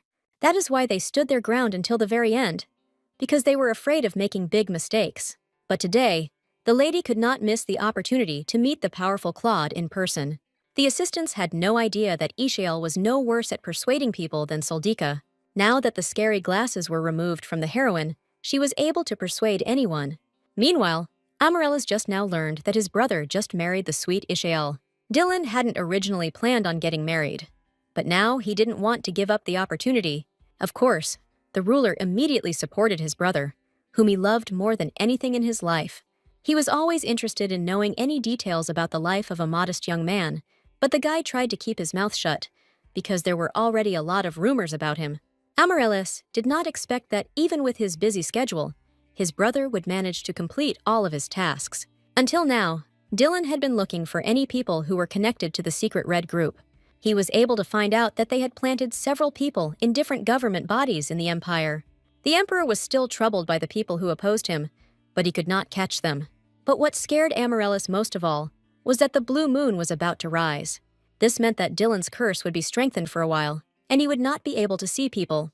The knight still could not control the attacks that his heart was subject to.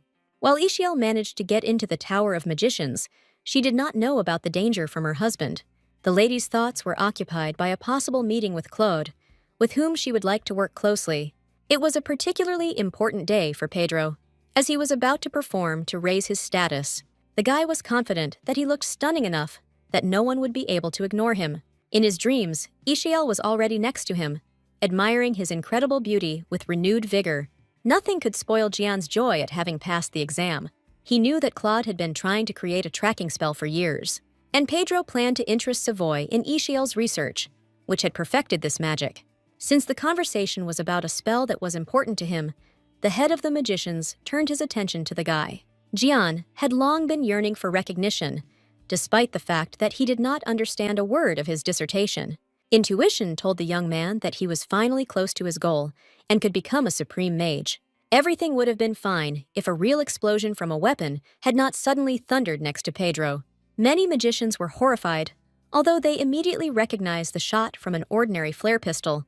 But no one could have imagined that it would occur to someone to interrupt the exam for newcomers. Who else but the heroine could have caused such a scandal right in the middle of the main tower of the magicians? The wizards were furious that the unknown girl was behaving so provocatively. Only Claude's assistant remembered that the lady had in fact observed an ancient tradition. Helic Saturn always carefully monitored the implementation of all laws within the territory of the Mage Tower. So he was the first to remember that one day the first head of the tower introduced a strange rule. Alfred wanted to allow any mage to prevent plagiarism or misinformation in spells. To do this, he introduced a rule according to which it was possible to interrupt someone's performance with a shot. It was precisely this law that the heroine resorted to, so that she could not allow Pedro to appropriate her work.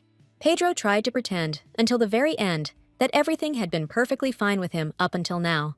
Although in fact, the guy was very scared of the unknown figure hiding under the cloak. But Claude, who always hated boredom during an exam, became interested in everything that was happening. Jian could boast as much as he wanted about the fact that it was his name that was written on the cover of the dissertation, while Savoy understood that this was not enough to prove involvement in the spells. That's why Ishael had the chance to shame Pedro in front of everyone for taking her job. She wasn't the least bit afraid to speak out against her ex-boyfriend for doing nothing good for her. Like Pedro before, the lady hoped that Claude would pay attention to her. Because she brought variety, Jian merely laughed at the girl's attempts to accuse him of lying and deceiving everyone. The heroine didn't expect anything else from the guy who still continued to underestimate her. Ishael understood that it was useless to talk to Pedro, so she immediately turned to the audience. She had irrefutable evidence that she knew all the material of the dissertation well. That's why the heroine cleverly demonstrated that there was a mistake in one of the spells. Jian didn't even know about this detail, so he could very well accidentally get hurt in the future. But Helic still opposed the girl, even though she demonstrated her abilities.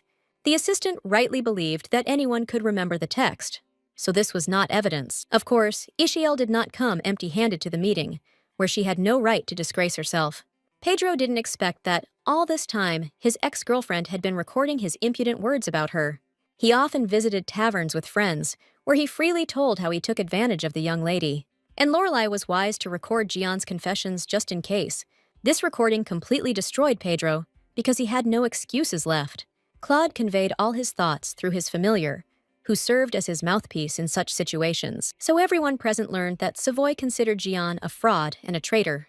Although the lady sought to expose her friend, even for her, it turned out to be too large-scale. Now Jian's whole life was shattered, along with his dreams of nobility and the title of magician. Claude no longer wanted to see this man who was trying to deceive the entire magical community. The heroine was glad about this incident, because she always thought through everything several steps ahead. The girl dealt her first blow to Pedro at a recent banquet, where he saw her beautifully, and now Ishael has mercilessly finished off her ex-boyfriend, whom she never liked. Lorelai's heart only started beating faster when she saw Claude approaching. The lady had long dreamed of working with this guy, and now she had every chance to do so. In the heroine's dreams, the magician was supposed to offer her cooperation because she was interested in her, so the lady was already drooling over the endless riches that she would be able to obtain. This development of events was the most ideal option for a girl who loved money. But everything fell apart before it even began, because for some reason, Claude did not turn to Ishael. The lady was ready to swear that the magician was deliberately avoiding her gaze, as if he was afraid of something. She never managed to find out the truth. But in the imperial palace, Dillan came close to it. He turned to Amaryllis for help, and he obtained a rare truth potion that loosened the tongue. The men tried so hard to extract information from the Red Guild assistant. The poor servant had long since regretted ever joining the secret group. It turned out that this man had seen a little girl who, according to the description, resembled Diana Savoy. For a long time, he helped children who suffered after the attack by the Red Group. So after some time, the man discovered that the girl was alive, although she looked bad. This information gave hope to Theodore, who had been desperately searching for his granddaughter everywhere. But it turned out that Diana ended up in an orphanage, after which all contact with her was lost. But the man didn't have time to tell the emperor too much, because he was punished. Even Savoy did not expect that the servant would be cursed with silence for breaking it. They had to be distracted from their task, because the bird brought news to the keeper. The man didn't expect things to be so bad, since the information concerned young Ishael. As soon as Dillan heard that the lady was in the mage's tower, his face changed dramatically. Theodore had no idea how much emotion this little piece of news had caused inside the boy. Jealousy overwhelmed Castia, because he did not want to share his beloved wife with anyone. Dillan arrived at the tower just as Pedro was cursing the girl with loud words in his heart. Jian was so carried away that he didn't even notice the knight approaching dangerously from behind. As a result, the prince quickly dealt with the enemy who had once laid claim to Lady Ishael. Pedro could not stand this attitude towards himself. But what could he do when the forces were unequal? So Dillan quickly pushed the guy back into the barrel, where he would sit alone. Castia didn't feel a drop of pity for Xian, since he heard how he treated Lorelai. The guy was saved from further rage only by the appearance of Ishael, who smiled happily at him. The knight could not take his eyes off the girl who shone brighter in his head than the sun of the empire itself. So Hedrick got to see Dylan's loving eyes, which he didn't expect. Saturn did not disturb the couple, whose whole appearance reminded him of his own loneliness. This time, the heroine had something to brag about to her husband, because she dealt with the enemies. The lady was especially glad because Pedro would no longer dare to take even one step closer to her.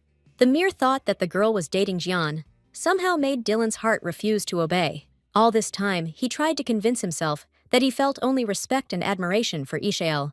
But the guy's feelings were failing him, and he had promised to divorce Lorelai within a year. But now, Dillan wasn't sure he could let the girl go, even if she wanted to.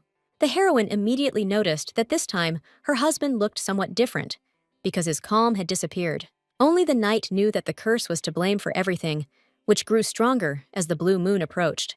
When this heavenly event appeared, all the guy's desires and feelings were intensified to the maximum, and now he wanted to continue to stay close to Ishael, even though he was dangerous for her in this state. Meanwhile, in the Tower of Magicians, everything was not so good, and Claude ran into trouble. For the past few years, Savoy has been developing a tracking spell to find his sister. But suddenly, Ishael presented a completely different formula, which made the guy think. The young man wanted to possess the lady's knowledge, but for some reason, he felt awkward around her. The tower's leader was distracted from his heavy thoughts by Hedrick, who received news from the keeper. Saturn was glad to inform the gentleman that his sister was probably safe and sound at the moment. As a child, the boy often envied Diana, since she was better than him in many things. So the guy struggled with envy and the desire to find a relative after so much time. Hedrick was also curious to know what Claude planned to do with Ishael, who had interrupted the exam.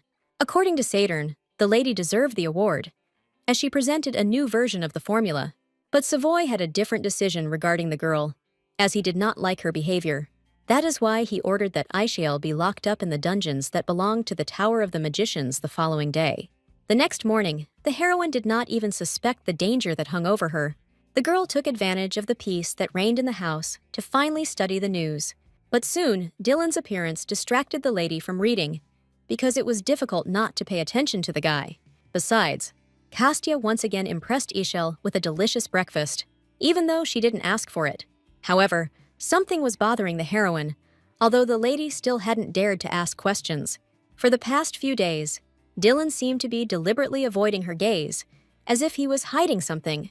This was becoming increasingly worrying for Lorelai, whose life in the estate depended on the night. She remembered that it all started from the moment the guy took the lady from the Tower of Magicians. Ishael couldn't imagine how bad the blue moon really made Dillan feel.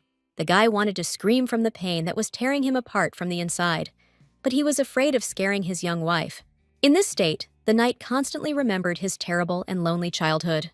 Then the father hated the child so much that he was ready to kill him if others had not found out about it.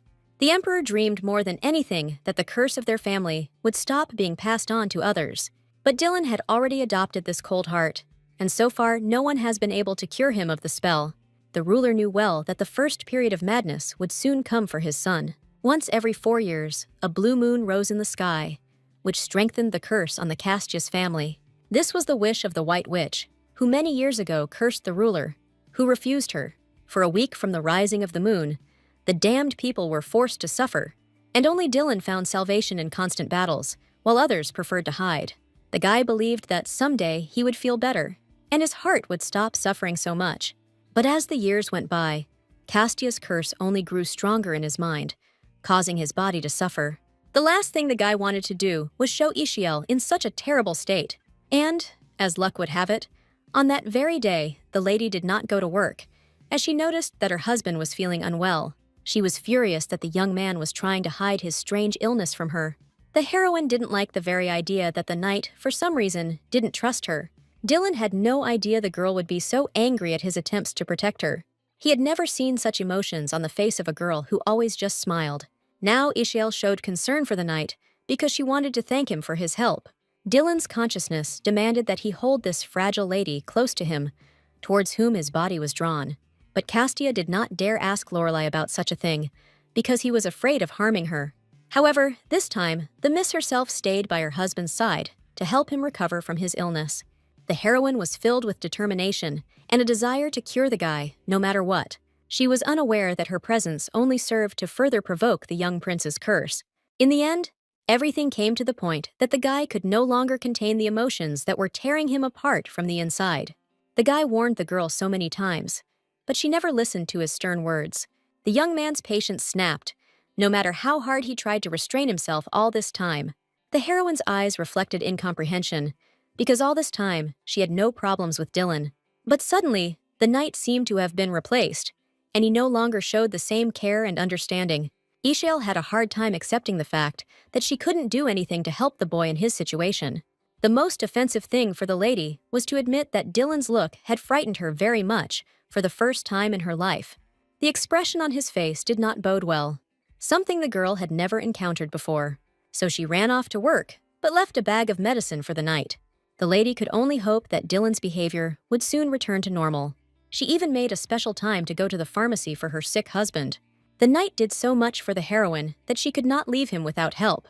The girl's thoughts were confused after everything that had befallen her over the past few days, but she still noticed excitement among the aristocrats due to the unusual phenomenon in the sky.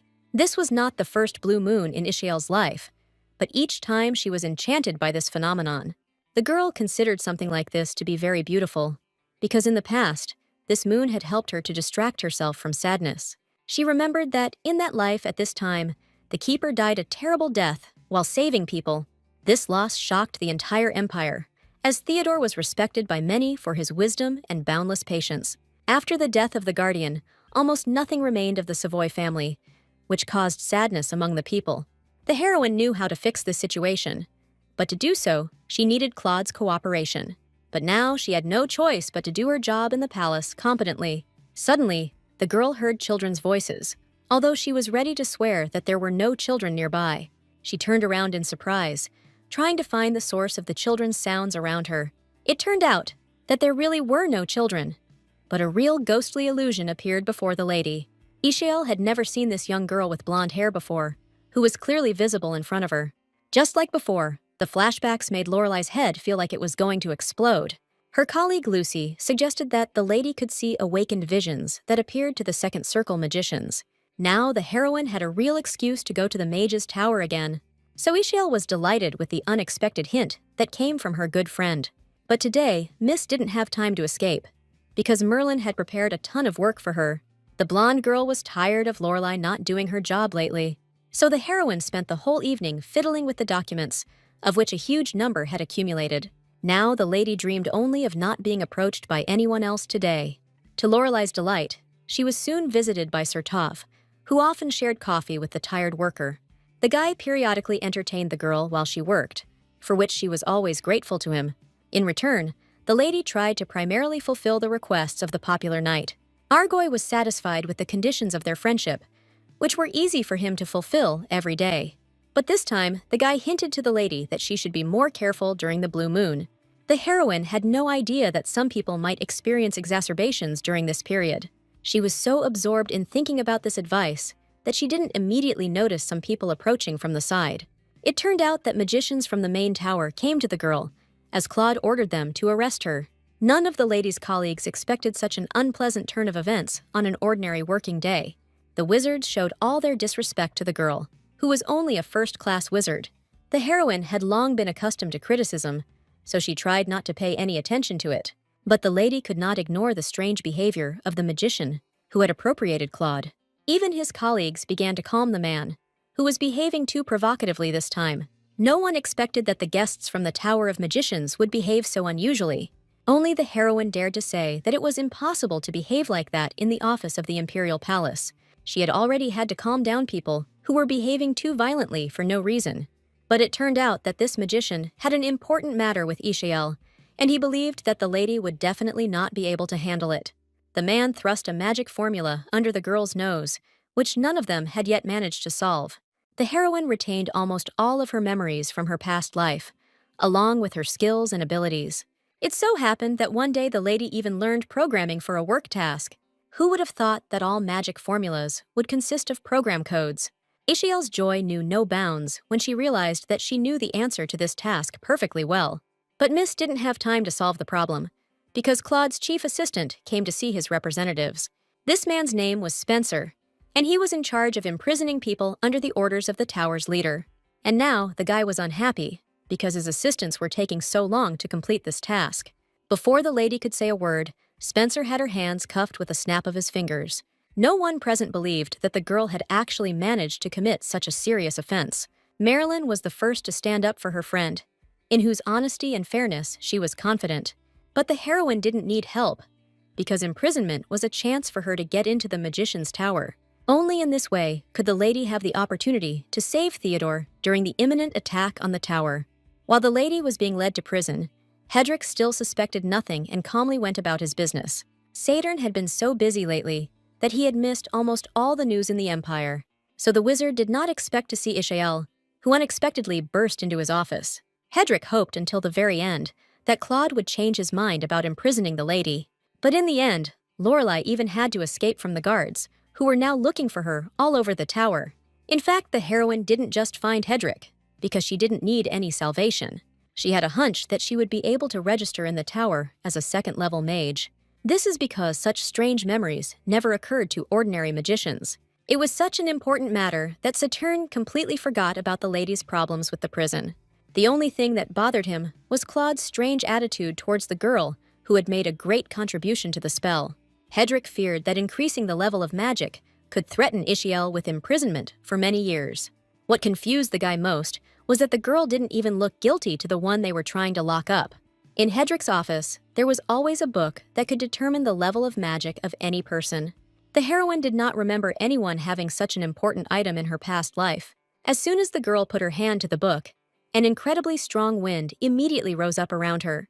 Ishael wasn't scared, only because Hedrick had remained calm until now, as if everything was fine, while the book suddenly opened an eye that allowed it to look inside any person. The heroine's heart began to beat faster in anxiety, because her life now depended on the book's decision. It turned out that the eye saw only the first circle of magic in Lorelei, which greatly upset the lady. Miss refused to believe that her memories were just hallucinations, while Hedrick was glad that nothing else connected the girl with the Tower of Magicians. But Ishael was ready to go to prison, just to soon find herself at the very center of events. No matter how hard the guy tried to reason with the girl, it was all useless, because she knew more than him. That's why Lorelei even decided to blackmail her friend, just to achieve her goals. So Hedrick had no choice but to bring the lady to the unpleasant dungeon. Saturn did this only because he hoped to soon change Claude's strange decision. Inside, there were many powerful magicians who were caught for petty magical crimes. To Hedrick's surprise, Ishael was delighted to find herself in this dark place. The guy had a feeling that he was the only one who needed the girl to return home as soon as possible. But he was sincerely worried that Dillan might, out of rage, interfere with his wife's imprisonment. But Ishael still didn't know anything about the fact that she had accidentally married a real prince. The girl considered the knight nothing more than a simple neighbor with whom she had a good relationship. No matter how kind and sweet the guy was to her, the lady doubted that he would notice her absence. While there was such an opportunity, Miss decided to give herself a rest, because there were too many thoughts in her head. But the heroine's loneliness did not last long, because soon she heard a whisper. It turned out that the other prisoners were so bored that they decided to laugh at the new girl. What surprised the lady most was that each of them was a mage above the second level, but they were still sitting in the dungeon. But the strangest thing that Ishael found was that instead of a lock, there was one of the program formulas. It turned out that this spell was cast on the prison gates by the very first head of the tower. He believed that if someone could solve this spell, they would be worthy of escaping from the dungeon. Lorelei wasn't at all frightened by the magician's warnings that she wouldn't be able to open the doors anyway. The lady knew programming very well, so she was interested in trying her hand. And literally, within a few minutes, the heroine was able to solve the magic formula. Ishael herself didn't expect that she would be able to deal with the prison doors so easily. The fact that she was now free from imprisonment was no longer in any doubt. The magicians could not believe their eyes, because they had been struggling to solve this problem for so many years. And in the end, the young girl solved the spell in a few minutes, as if it were the simplest thing in the world. So, at one moment, all the wizards were filled with incredible respect for the young lady. But Ishael did not need this stupid worship, which was based only on cunning. However, the guys wanted to finally escape so much that they were ready to beg the girl forever. In fact, the lady's magic was indeed weak, so she could do with such good assistance. That's why Lorelei ultimately didn't give up on people who were willing to do so much for freedom. The heroine had one complex plan that needed to be implemented in order to save the keeper.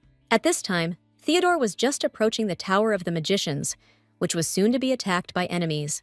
The elder Savoy was deeply distressed by the fact that they still had not been able to find his granddaughter. Claude had been working on the tracking spell for years, but his efforts were still not enough. Together with the keeper, they were able to obtain only a little information about everyone's beloved Diana. It turned out that after the terrorist attack, the girl accidentally ended up in an orphanage, and her future was unknown. This circumstance greatly worried the old man, who was afraid that he would not live to see his granddaughter. But life kept throwing him other problems, and this time the carriage suddenly stopped. Theodore was in no mood to be late, as he had a huge amount of work to do in the Mage's Tower. Too late, the wizard sensed that the tower was emanating oppressive and dangerous enemy energy. It was not difficult to guess that only the Red Guild would dare to raid the very center of magic. Claude also did not immediately recognize the danger, since his thoughts were entirely occupied with his missing sister. Theodore couldn't allow his only relative to die, so he ordered Claude not to approach the tower. Meanwhile, the heroine arranged a real torture for the wizards who wanted to escape from prison. None of the men understood why they were digging the ground in their rooms so carefully, but the lady demanded discipline and obedience if the mages truly wanted to escape to freedom. They worked until suddenly deafening explosions were heard in the Tower of Magicians. Only Ishael understood that this meant the beginning of an attack on the entire Tower of Magicians. The wizards began to rush at the bars of the gate in panic, as if they had forgotten that it would never open. They demanded that Lorelei keep her promises because they wanted to stay alive in this situation. But the girl had no intention of rushing anywhere, since she knew that it was too dangerous outside now. That is why the heroine tried to stick to the original plan, in which Theodore was supposed to come to the dungeon. She remembered well the news about the terrorist attack, which she had carefully studied in her past life. Then, only the custodian was able to defuse the bombs that appeared in huge numbers in the tower. And soon, out of fatigue, the old man could think of nothing better to do than hide in the dungeon for a while. By this point, his condition was so dire that Savoy could die at any moment. But the heroine had hoped that she would be able to save the old man, no matter how badly he suffered. Theodore held on with all his might, although the strain on his old body proved too great. In this state, Savoy suddenly imagined that Diana had suddenly appeared right in front of him.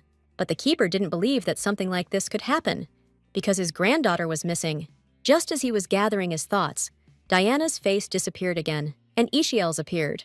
From the very beginning, the girl tried to be polite with the keeper, with whom she wanted to get closer. The man barely understood what this beautiful lady was telling him, but he was able to hear her real name. The fact that it was Dillan's wife in front of him surprised Theodore, who knew the knight's identity. It seemed to him that the emperor's brother would never let the girl go to such a dangerous place. But in the end, the lady sat in the dungeon as calmly as if this place had always been intended for her. The last of Theodore's strength left him right during their acquaintance, and the old man fell unconscious to the floor. Now only a miracle could save the keeper, who was slowly beginning to die due to overload. And the heroine knew that somewhere in the dungeon there was a part of the magical beast with its powerful magic. At this time, Tova's workday had just ended, so the guy was getting ready to go home with a clear conscience. He had already managed to imagine how he would prepare a delicious dinner and also have a good rest before tomorrow.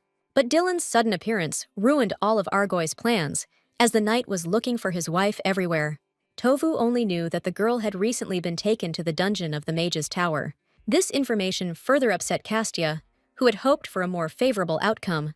As if the prince didn't have enough worries, suddenly one lady reported that the magician's tower had been attacked. But it was in this place that Ishael was located, whom Dillan might not have been able to help in time. Since ancient times, a large amount of magic has come from magical divine beings. But over time, the temples that worshipped them were abandoned due to the dwindling faith. And then many creatures disappeared from this world, because they had nothing more to do here. This is why any elements imbued with their magic were so highly valued in the empire. Such things carried within them enormous divine power, which was not inferior to the power of magical beasts. And finally, the heroine was able to find such an element right in the middle of the dark dungeon of magicians. It turned out to be a small piece of moss that was imbued with the energy of an ancient creature. While Theodore was in a swoon, he remembered his sweet past with Diana. Then the girl often refused to eat vegetables, which for some reason she had not liked since childhood. Whenever the keeper reminded him that these products were important, the lady forced him to eat them himself. Memories mixed with reality, and Theodore felt something get into his mouth. Ishael calmed the old man down in time by feeding him moss with the energy of a magical beast. The girl did this in order to save the keeper from a horrible death after defusing the bombs. It was for this reason that the lady forced the prisoners to dig the earth in the dungeon cells. Even before her reincarnation, she read a book that described the tragic death of the keeper of Savoy. It said that Theodore had spent all his energy trying to defuse the bombs in the tower, but there were so many of them that the strain on the old man's body quickly reached a critical point. At that moment, no one could help the keeper, which is why he died right in his tower. But many years later, people discovered that this place in ancient times was the home of a magical beast, and he left behind some moss that could have helped Theodore if he had found it in time. But the dangers did not end there, because all the people heard some dangerous sound. It was emitted by a huge magical bomb in the form of a snake, which was slowly approaching the prisoners. This creature was hungry and angry, because the creators did not even try to appease it. The power filled the snake so much that it was sure that it would destroy the entire tower of magicians, and the bomb had every chance of doing this, since the keeper still hadn't managed to fully recover. The heroine understood that if Theodore entered the battle, then all her efforts to save him would be in vain. The prisoners were terrified that they would be eaten before the entire tower was blown up. Of course, the snake had a magic formula, which, if solved, could be neutralized. The lady knew programming so well that she had no doubt about her success. She just needed a little time to concentrate and think carefully. Even Theodore was unaware of the fate of this battle. which could have ended in death for them all. For some reason, the keeper couldn't take his eyes off the girl who was putting herself in danger. The more he watched her, the more he saw his granddaughter in the form of a young lady. However, this was impossible, because the heroine had a completely different name, and her appearance was different. The mist completed the task quite quickly, and the snake-shaped bomb slowly dissolved into thin air. The girl herself did not expect that such a complex formula would turn out to be as easy as pie for her. Seeing her success, many mages congratulated Lorelei, which earned them even more respect. The heroine was glad that in her past life, she had studied all the data on programming in such detail. After all, now she could solve even those problems that were beyond the power of high-level magicians. What pleased Ishael most was that she was now right in the center of people's attention. It was very important to her to save Theodore's life, with whom she could later collaborate. But the lady relaxed too much after her victory, and didn't notice how the enemy had snuck up on her. It turned out that among the prisoners, there were also followers of the cruel Red Guild. This guy was terribly dissatisfied with the fact that some lady quickly coped with the magic formula. Before Ishael could even blink, someone had deftly dealt with the unpleasant opponent. It turned out that Dillan arrived just in time to save the girl from a fatal blow. The lady couldn't believe her eyes when the guy suddenly appeared in front of her, as if out of nowhere. In a matter of minutes, the prince dealt with all the enemies that belonged to the Red Guild. Immediately after his appearance, the guards, who had been delayed somewhere, finally ran into the dungeon. In a panic, they carried out the custodian and other people who had been injured during the bomb attack. The heroine should have been prepared for Dillan to try to find out who imprisoned her, all because the guy had the opportunity to punish any enemy of his wife. But Ishael had no one to blame, because she went to prison of her own free will. But the lady did not expect to see the knight here. Since he had recently been feeling ill, her heart skipped a beat when the young man confessed that he had come to the dungeon only for her sake. But this morning, Dillan really scared the girl with his strange and incomprehensible behavior. There was a cruel coldness in his words, which made the lady worry that their relationship had deteriorated. But now she again recognized the same caring knight she had married. Although the boy was still under the influence of the blue moon, its effect had almost worn off by this point. That's why now Castia allowed the lady to touch any part of his body if she wanted. He didn't even think about how strange his words might seem to Ishael. Lorelei was sure that the knight's fever, which always accompanied illness, had not completely gone away. But the blue moon's influence had worn off, leaving Dillan feeling even better than ever. He had the audacity to embarrass the girl, who was taken aback by the surprise. The lady immediately admitted honestly that she felt awkward about such closeness with her husband. But he finally admitted to himself that he would always like to be close to Ishael, and the heroine was captivated by the devotion and care of the knight she chose as her partner. Dillan felt the same way as Lorelei, although he was afraid to admit it to himself all this time. Before, he was always afraid to touch girls because he was worried that they would not accept him. But that's why it was so important to the guy that Ishael could continue to smile so happily. He wanted to give the girl the warmth and care that filled his heart every day. When Lorelei agreed to this marriage, she had no idea how successful it would be for her. And now the lady could not take her eyes off the handsome knight on whom she could rely. Now she finally had her own home, although before Miss could only dream of it. Moreover, the heroine acquired such a reliable protector who was always ready to help her. So the smile never left Ishael's face. Even though she had just recently experienced a dangerous situation, everything would have been fine if Claude's sudden appearance had not destroyed the couple's peace.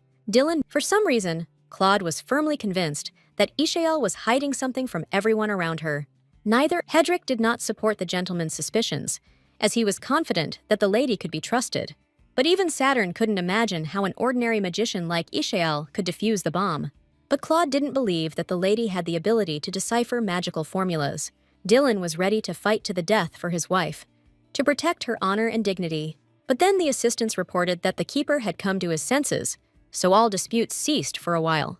The heroine was happy to realize that she had managed to occupy such an important place in Theodore's life. Of course, the girl tried so hard not only for the sake of recognition, although it was a pleasant bonus. The guardian was incredibly grateful to Ishael for not being afraid to save his life. Lorelei wasn't used to being treated so politely, even after helping someone so important. So the lady attributed all her victories to the fact that she was simply lucky to be in the right place at the right time. Theodore was most interested in whether there was another fair-haired girl in the dungeon, but the heroine did not remember that Besides her, any other lady had been placed in the prison of the Magic Tower. Ishael guessed that the keeper was talking about Diana, but there was definitely no one like that near her. The girl knew well how important the search for his missing granddaughter was for Theodore. Diana Savoy was always a ray of sunshine in her family's life, so everyone around her loved her. She was raised in happiness and understanding, because she had everything a child could wish for. Her mother, Irie Savoy, was a famous magician and possessed a rare gift of healing. Their family lived in peace and prosperity until they were faced with a brutal terrorist attack. From that moment on, only Claude and Theodore remained alive, and the young lady disappeared without a trace for many years. The brother tried unsuccessfully all this time to find the missing girl in the hope that everything would be okay with her. He spent huge amounts of money on research, trying to develop a locator spell, so it was not surprising that the grandfather still kept love for his granddaughter in his heart. Thinking about this, the heroine suddenly realized that she felt envy towards the missing Diana. But now was not the time to delve into thoughts that would not bring anything good to the girl. She was already glad that the keeper forever kept gratitude to her in his heart. Even Claude didn't expect to hear that his grandfather would value this strange lady so much. Theodore's plan was to invite Ishael to the Tower of Magicians, since she knew how to decipher the formulas. But for this, the heroine needed a whole bunch of money because she wouldn't work for free. The heroine had no idea how great the financial opportunities were in the magician's tower. The keeper laughed good-naturedly when he realized that he could fulfill all the girl's requests. The lady only now realized that she had received final approval from Theodore Savoy. Now the old man was on the side of the girl who had so desperately saved his life just recently. Who would have thought that Ishael would be asked to join the search for the missing Diana? For the lady, this was a great opportunity, because if the outcome was positive, she could become famous. So Lorelai had no reason to refuse, as things were going well. That is why Miss dared to ask a question about the holiday that was soon planned to take place. The girl completely forgot about the event at which commoners were initiated into aristocrats, but she knew this banquet too well, because the lady remembered it from her past life. Last time, her family received the title for all the merits that turned out to be fake. The worst thing was that it was Ishael's money that they used for this matter. That is why it was so important for Miss to deceive the society before the beginning of this beautiful initiation. So soon news spread about the attack on the Mage's Tower by the Red Guild, and the culprit of these explosions was found to be a young girl who served in the Imperial Palace. The heroine specifically asked to blame herself for everything in order to see the reaction of her relatives. Oddly enough, Emmanuel was most upset by this because he had placed his hopes on this couple. His assistants were never able to understand why their emotional master was so upset. Grant immediately refused to believe that Ishael was truly a danger to the entire society. He was hoping to see a beautiful story about Dillan saving his wife from false accusations.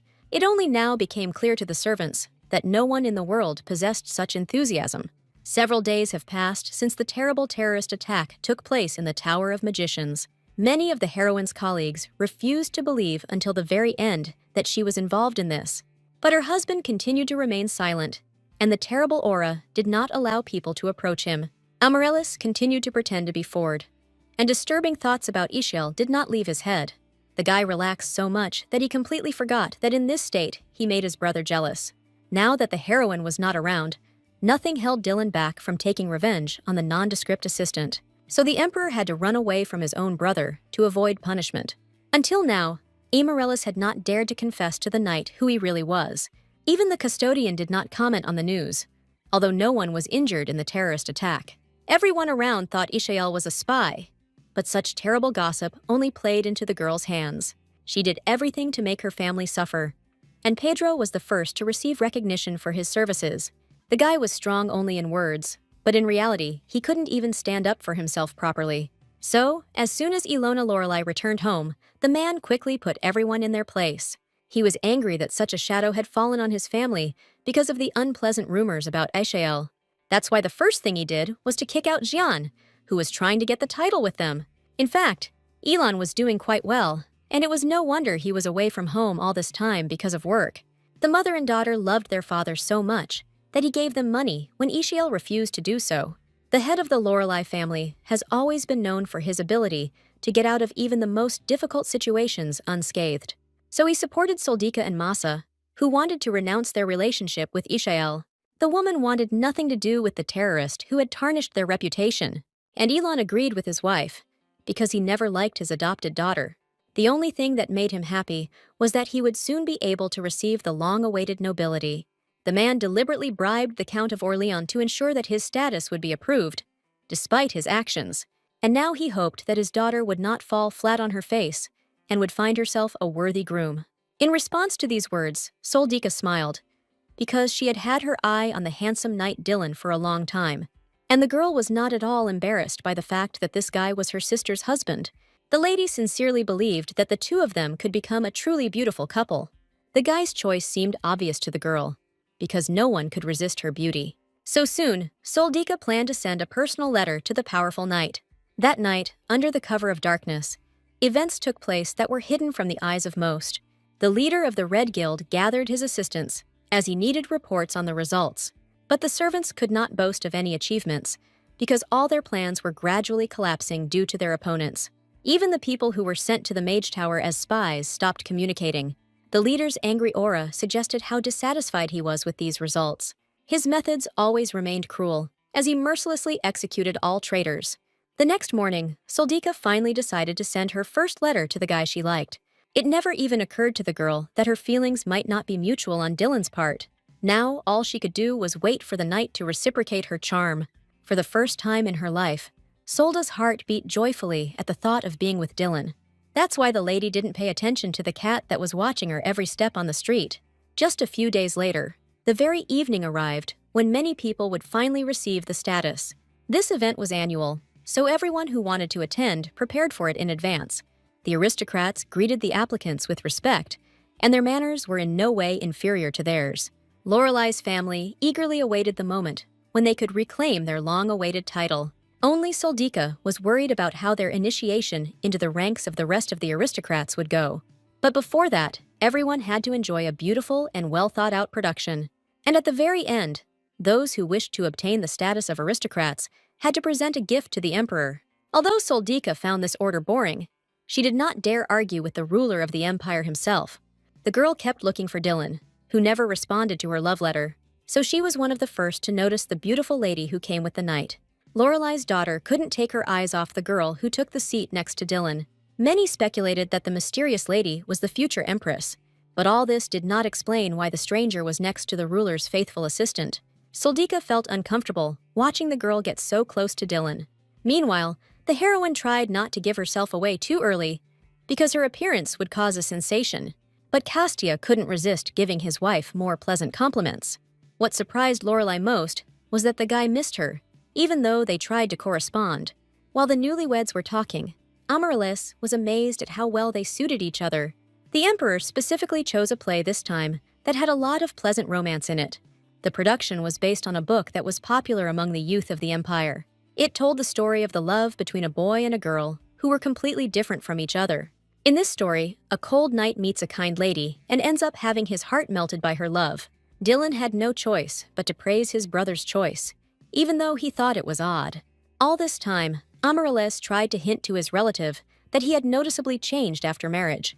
It seemed that the curse on the Castius family was gradually fading away because of love. The knight still felt like he could never get rid of his cold heart, but Ishael's smile made him shudder again because of the tender feelings that covered his head. The more the guy communicated with the lady, the deeper he felt emotions and feelings around her. Before, Dillan couldn't even dream of being truly happily married to someone. Once the production ended, it continued to occupy the minds of impressionable aristocrats for a long time. People couldn't stop talking about the play as many were impressed. But Soldika had no time for this, because she was only concerned with her own beauty at this banquet. But the girl didn't expect that people began to fear Lorelai's name because of Ishael's accusation. The parents had no choice but to declare that they had severed all ties with their daughter. They proudly showed documents that confirmed this grandiose fact. But this scandal did not last long, as the assistant soon announced the approach of the emperor. The ruler could hardly contain his joy at the fact that he would shock everyone with his announcement any minute now. It wasn't often that Amaryllis was able to put on a real show during an important event. Soldika almost immediately sensed something was wrong when she saw a silhouette that looked like her sister. The girl's assumptions were justified, since Ishael was indeed next to the emperor. No one in Lorelai's family expected the criminal to occupy such an important position at the banquet. Masa was absolutely sure that a real terrorist appeared in front of her right now. But her daughter acted wiser and suggested that her mother observe everything silently for now. If Ishael was near the emperor, there must have been important reasons for it. Soon the tradition of giving gifts began, and Elon looked at every commoner with disdain. The man couldn't wait for his turn, because he was sure that he would be given the title. Lorelai had never been so proud of herself, as his gift was very difficult to obtain. The discussion was about a rare mineral that was very useful in magical and military developments. Count Orleans personally gave it to Ishael in the hope that the man could become an aristocrat. Many years ago, only white witches possessed these crystals in large quantities. They used the same energy that was stored in the magical creatures that left this world. And in this stone, a small portion of that enormous and great magical power was preserved. That is why Elon was so confident that his gift would make a great impression on the ruler. Meanwhile, as soon as she appeared in society, the aristocrats around her began to whisper again. What angered Soldika most was that so much attention was being paid to her sister. She always considered Ishael an insignificant and stupid monster, created only for money. And in her past life, the heroine truly lived up to this title, since she did not value herself. As soon as Soldika asked for money, Ishael silently gave her the required amount. She always acted so rudely towards a girl whom she never thought to respect even a little. At that time, it never occurred to Ishael that he could stand up for himself in front of his relatives. She was so ugly and terrible that no one paid attention to the young girl. And now, the lady looked as if several fairies had worked on her appearance at once. That's why it was so important for Ilona to humiliate his daughter, whom he had never loved in his life. Lorelai was burning with anticipation as she waited her turn to speak with the emperor. Amaryllis appreciated the rare offering that the man had worked so hard to obtain. The first thing Elon did was to boast that he had been trying for many years to find a shelter for children. The more aristocrats side with him, the higher the chance of receiving a title of nobility. The head of the family, Lorelai, always found it funny how quickly people were taken in by mere words. Everything could have been fine if only Elon hadn't accidentally bumped into a young girl. She turned out to be a heroine who did not miss the opportunity and congratulated her father on such a beautiful gift. But the man had nothing but anger towards this girl, because she only got in his way. The man still hasn't gotten rid of the bad habit that caused him to solve everything by beating. So he swung at the girl, but her husband stopped the attempt to cause harm in time. Dillan's sharp and cold gaze suggested that he would not be afraid to fight even with the emperor. Elon felt uncomfortable under such a close gaze, as he did not want to attract attention. Masa barely managed to smooth over the quarrel with sweet words, which almost escalated into an unnecessary conflict. The woman still believed that Dillan should have paid attention to her other daughter. In Madame Lorelai's eyes, Ishael was unworthy of such a handsome and strong knight. But the emperor interrupted all conversations in time, since it was the heroine's turn to give him a gift. The girl spent a lot of effort to find a gift worthy of the ruler of the empire himself. As soon as she opened the box, some nondescript and barely noticeable object appeared inside. Lorelai, for the first time in his life, the ruler saw such well-preserved magical beast grass. As soon as Lorelai heard about the object's true purpose, they immediately had to shut up. None of them expected that Ishael would be able to find such a rare and powerful element of magic. Their cruel laughter did not go unnoticed by the aristocrats, who once again condemned the family. It was hard for Soldika to bear the fact that instead of admiration, she was now receiving ridicule. The girl couldn't believe that her sister had surpassed her so much in just a couple of weeks. But once all this was necessary in order to review all the actions of people who wanted to receive the title. The round sphere usually showed only the best, so that Amaryllis would make a positive decision. The ruler, he watched with interest what different people offered to society just to get the title. Meanwhile, Lorelai's family was frankly bored, as they had to wait in line again. Elon, so his daughter had no doubt that her father had managed to clear his karma before others. He enthusiastically told everyone about the girl's feat of not being afraid to speak out against the bombs. Even Theodore sincerely believed that without Ishael, they would not have been able to avoid casualties in that battle. That is why he believed that the lady deserved to receive a title of nobility more than others. Only now have people realized that the rumors about the terrorist Ishael were actually false. Not all was lost for Elon, as he recorded many good videos about his achievements. Masa was the first to suspect something was wrong as soon as she heard her voice on the screen. In the recording, the woman brazenly tried to take out a loan in her daughter's name, without worrying about her future. Masa was horrified that now everyone knew how she had been getting money all this time. But the lady had no choice but to demand that this shameful recording be stopped. But he wanted many, and so, in just a few sentences, Soldika's entire reputation in society was destroyed. Next, although the man opened an orphanage, he actually treated them extremely cruelly. And all the images on the recording were full of horror and humiliation, because Elon did not help the children at all. As soon as the man saw all this, he immediately screamed about a setup and data substitution. The Amaryllis just happened to have a court magician nearby, who could determine the authenticity of the records. Elon lost the moment Michael revealed that there was nothing false on the screen. This is, of course, without a little help from Claude, she would never have been able to cope with this task. It was the boy who lent the girl his familiar, which could pretend to be different animals. As soon as the assistant completed all his tasks, he again took his original form. Elon, only this time, the lady had a powerful protector, so the father couldn't do anything. Dillan, in fact, the ruler understood perfectly well that the aristocrats were eagerly awaiting his decision. But inside, Dillan was burning with the desire to cruelly punish the people who hid their crimes. But what angered the guy most was that Lorelai's family had been abusing his wife for years. Amaryllis could feel the tension emanating from his brother, so he allowed him to pass judgment. Elon's face twisted in horror as he realized he had nowhere else to run. This moment became the most terrible in the life of a man who was afraid of losing his life.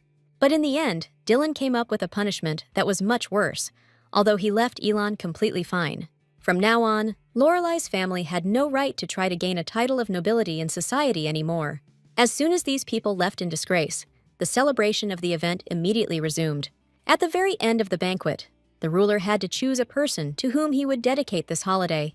And unanimously for everyone, such a person became Ishael, who performed a real feat in the tower. This is how a new stage in the heroine's life began, which promised to be the happiest and most joyful. By order of the emperor, the knights combed through Lorelai's entire house and found many violations. So this family was not only stripped of its title, but also expelled from aristocratic society. Ishael herself could not have come up with a better punishment than the emperor carried out. Literally, the next morning, rumors of this situation quickly spread throughout the empire. Now the heroine's face sparkled as the savior of the Tower of Magicians, and not as a terrible terrorist. For some reason, people quickly forgot that the lady was initially guilty of something. They happily discussed the beautiful girl who had received a high award. Before, Ishael could not even dream of the entire empire admiring her exploits. But not everything was so smooth for Elon, who had long been a member of the Red Guild of Magicians. His master was terribly dissatisfied with the man's failure to improve his reputation in society. No matter how Lorelai tried to justify herself to Mr. Marriott now, it was all useless. From the very beginning, Elon did not consider Ishael his daughter, but he was still forced to answer for her. And the head of the Red Guild was terribly angry that his assistant did not want to take responsibility. Even the slightest touch of his magic on people's bodies caused them great pain, but Marriott didn't know what compassion was, so he ruled his guild cruelly. Not long ago, he learned that an inspection from above was going to look into Lorelai's shelter. That's why the boss needed the assistant to completely cover up all his activities. So far, the gentleman has benefited from cooperating with Elon, who was loyal out of stupidity. While the other assistants did not trust Lorelai, they did not dare argue with Mr. Marriott. After talking with Ishael's father, all the priorities in the head of the Red Guild changed. He was genuinely interested in this girl, which had surprised many people lately. Even the adoptive father knew practically nothing about the abilities of the lady who so easily surpassed him. Previously, the chief had tested the girl's skills several times through spies, but they found nothing. However, Marriott was haunted by the fact that the young lady continued to surprise everyone around her. Using magical records, he studied her face in detail and every emotion that appeared. The master's heart was restless every time he saw this smart girl smile. That's why he now needed her alive and well, and she became his most important target. Before the unknown enemy began to act, the heroine had a few days to rest, and she happily spent them in the company of Dillan, who had already proven that he could be trusted. For the first time in a long time, they were able to simply relax in the estate, where no one bothered them. This is because after Ishael's title was raised, going outside became impossible for her. But the lady was not upset, because she had many pleasant and sweet activities at home. What made the girl's heart rejoice most was that Dillan did not forget to show attention to her. The guy was so happy that they were together that he could hardly contain his indescribable joy. But their loneliness did not last long, no matter how hard Ishael and Dillan tried to hide from everyone. However, all roads were open to Manager Grant, so he was able to get into their estate. The man couldn't express how happy he was that the couple had been cleared of all charges. As soon as the manager handed the newlyweds the invitations, he immediately ran away. In general, Ishael and Dillan did not plan to participate in any competitions during their vacation. But, as with the picnic last time, Grant again left the residence, no choice. The man was bursting with inspiration from all sides, so he easily came up with another competition. And the manager expected to see real magic in the homes of the lovers who lived on his territory. Grant clearly didn't think about the fact that no one would be delighted with his latest idea. But Ishael and Dillan had no choice if they wanted to continue living together. That's why the heroine quickly came to terms with the fact that the local manager was bursting with ideas. In fact, the girl had recently been wondering whether she should have lived with the knight. She was able to obtain a title of nobility in a short time, so she was ready to act independently. The only thing that dissuaded the lady from refusing to marry was that she still didn't have money for housing. Besides, living with a knight who was an amazing cook was every girl's dream. Ishael hadn't been interested in Dillan's affairs before, but everything changed when she noticed his notebook. Curiosity immediately awakened within the heroine, who was embarrassed to ask questions in person, so Miss couldn't resist and started reading, even though she knew it was wrong to do so. As luck would have it, at that very moment, the knight returned to the room and noticed all the girl's actions. Shame completely consumed the heroine, who had never violated people's personal space before, but she didn't even have time to ask for forgiveness, because the guy silently left the room. As a result, when they had to sleep in the same bed, the lady felt extremely embarrassed. She couldn't fall asleep after all the shame that had happened to her that afternoon. And Dillan quickly noticed the fact that the lady was constantly tossing and turning, but the knight didn't expect that the girl would suddenly ask him for forgiveness for what happened. It seemed to him that it was he who had behaved incorrectly when he did not talk to her about anything. But the guy never had time to express his thoughts to his wife, because he was worried about her reaction. The heroine only now admitted that she was very afraid of seeing anger and resentment on the guy's face. This surprised the young man, who would never in his life have allowed himself to think badly about a girl. It was Ishael's turn to be surprised when she heard the alarm in the young man's voice. It was important for Dillan to prove that he would always remain on the lady's side, no matter what happened to them. Only when they made peace did the young man finally feel the peace he had longed for. Ishael herself didn't expect that she, too, would enjoy falling asleep next to the guy she married. For the first time in a long time, the girl fell asleep so happily, as if she had never had any problems. But the lady's very first shared sleep brought her unexpected troubles in the form of memories. Once again, Ishael saw a little girl talking to a dark-haired boy. This little girl radiated confidence and beauty, as if she had been loved by her family all her life. For some reason, as soon as the heroine saw these children, her heart began to beat a little faster in anxiety. But as soon as the lady tried to see something else, she was abruptly pulled out of this dream. The girl jumped up in bed in surprise, feeling that her heart continued to beat rapidly. It turned out that Dillan was also awake at that moment, as he noticed something strange. Just a few minutes ago, he opened his eyes, because the entire room began to fill with light.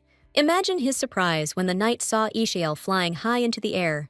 The boy knew that such a state was caused only by visions that could predict the future. While the lady was dreaming her strange dream, Dillan did not dare wake her up, so as not to accidentally cause harm.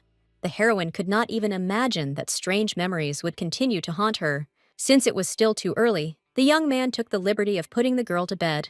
Ishael immediately blushed at this address, feeling embarrassed and awkward. It was not the first time she noticed that the knight was treating her well for a reason.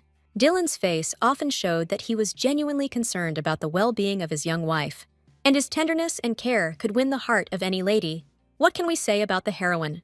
True, until now, Ishael was afraid to independently seek answers to the questions that tormented her. That's why it was only now that the lady decided to find out why Dillan had always been so kind to her. For the knight, the answer was incredibly simple, although he had not spoken to the lady on this topic before.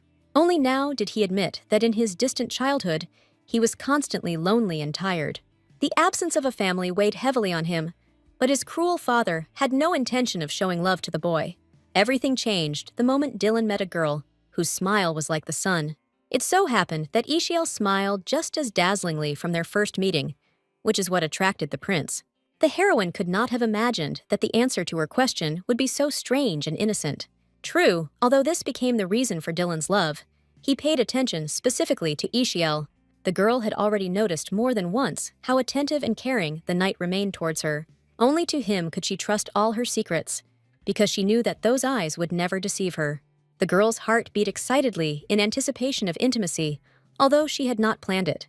But for some reason now, Ishael herself was ready to reach for the alluring lips of the handsome knight.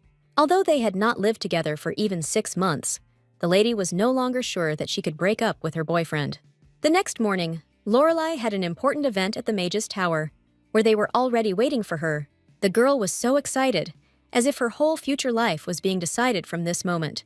Although Ishael knew that she still wouldn't give up, even if she did poorly on the exam. From the very morning, she desperately drove all bad thoughts out of her head in order to set herself up for a good motive. The lady was unaware that 2 cunning people were watching her from the very entrance of the magician's tower. While the girl went to work, the guy stayed at the estate to prepare it for the competition. Dillan's cheeks flushed with embarrassment as he recalled the events of that night. Although they did not allow themselves maximum intimacy, the lady's face was already erect after the kisses. So Castia became increasingly worried about what would happen to their relationship in a year. Right now, Ishael had no time for romance, because she sensed some kind of catch from the outside. The whole thing was that unknown magicians decided to test the abilities of a young lady. That's why the heroine felt a jolt, as if something had brazenly crashed into her at speed. The miss turned out to be right, because next to her, she discovered a straw doll that could talk. Curiosity overcame the girl's caution, and she picked up this strange object. As soon as she did this, the doll immediately screamed about the lady's insignificant magical abilities. Of course, such an attitude immediately affected the heroine, who did not like such tricks. So, while no one was around the girl, she showed the doll that it was not worth hurting people. But after just a couple of minutes, the magicians Sparrow and Sika appeared near Ishael to take their item. The lady immediately guessed that these people did not like her, because she was a first-level mage. But right now, the girl had no desire to argue with the wizards of the Mage Tower. While the enemies wanted to prove that they were much better than the famous lady, the heroine was only saved from a serious conflict by the announcement that the exam was beginning. As soon as she entered the room, the lady felt with her skin how unwelcome she was there. In recent days, the heroine had been on everyone's lips, although she could not boast of powerful magic. That's why many wizards allowed themselves to whisper about the lady who married Dillan. But as soon as the heroine cast one menacing glance at the nearest gossips, their faces changed. It turned out that Ishael had many followers in the Tower of the Magicians, because Grant spread worship of her. All this made Lorelei feel exhausted even before the exam, and she still needed to somehow solve the problems. But the lady still had no doubt that she would get a high result during the test. As soon as the assistant began announcing the results, all the wizards in the hall fell silent. Everyone prayed to get a high grade, because their promotion depended on it. Many were curious to know how many points Ishael would receive for saving them from the bomb explosion. So a gasp of surprise went through the room when it was announced that the lady had not scored a single point. But the thing was, Lorelei's abilities couldn't be assessed on that scale. No one expected that the girl would find tricky mistakes in the wording during the exam. It was easy for Ishael to share what exactly she learned from this fun test. The lady personally found several bugs that specifically weakened the spells. Claude couldn't believe his eyes when he noticed that Lorelei had quickly regained her popularity. Wherever this girl appeared, people soon began to treat her well. So the guy harbored hope that the lady had not become a symbol of change in the Empire in vain. Last time, Claude didn't even give Miss a glance, and now he decided to rectify that situation. Only Savoy had the right to single out Ishael among the participants, because she deserved it.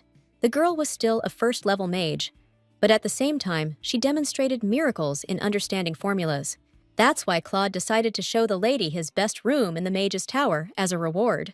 Since childhood, he was a real genius, so he treated people with contempt. The boy mastered the entire magic program so quickly that all he could do was be bored and idle. Claude always believed that it was unlikely that anyone would be born who would be able to surpass his achievements, and only one child knew how to put in his place, a boy who was growing up very impudent and self-confident. Only this girl could Claude not object to, although he was many times stronger than her both physically and magically.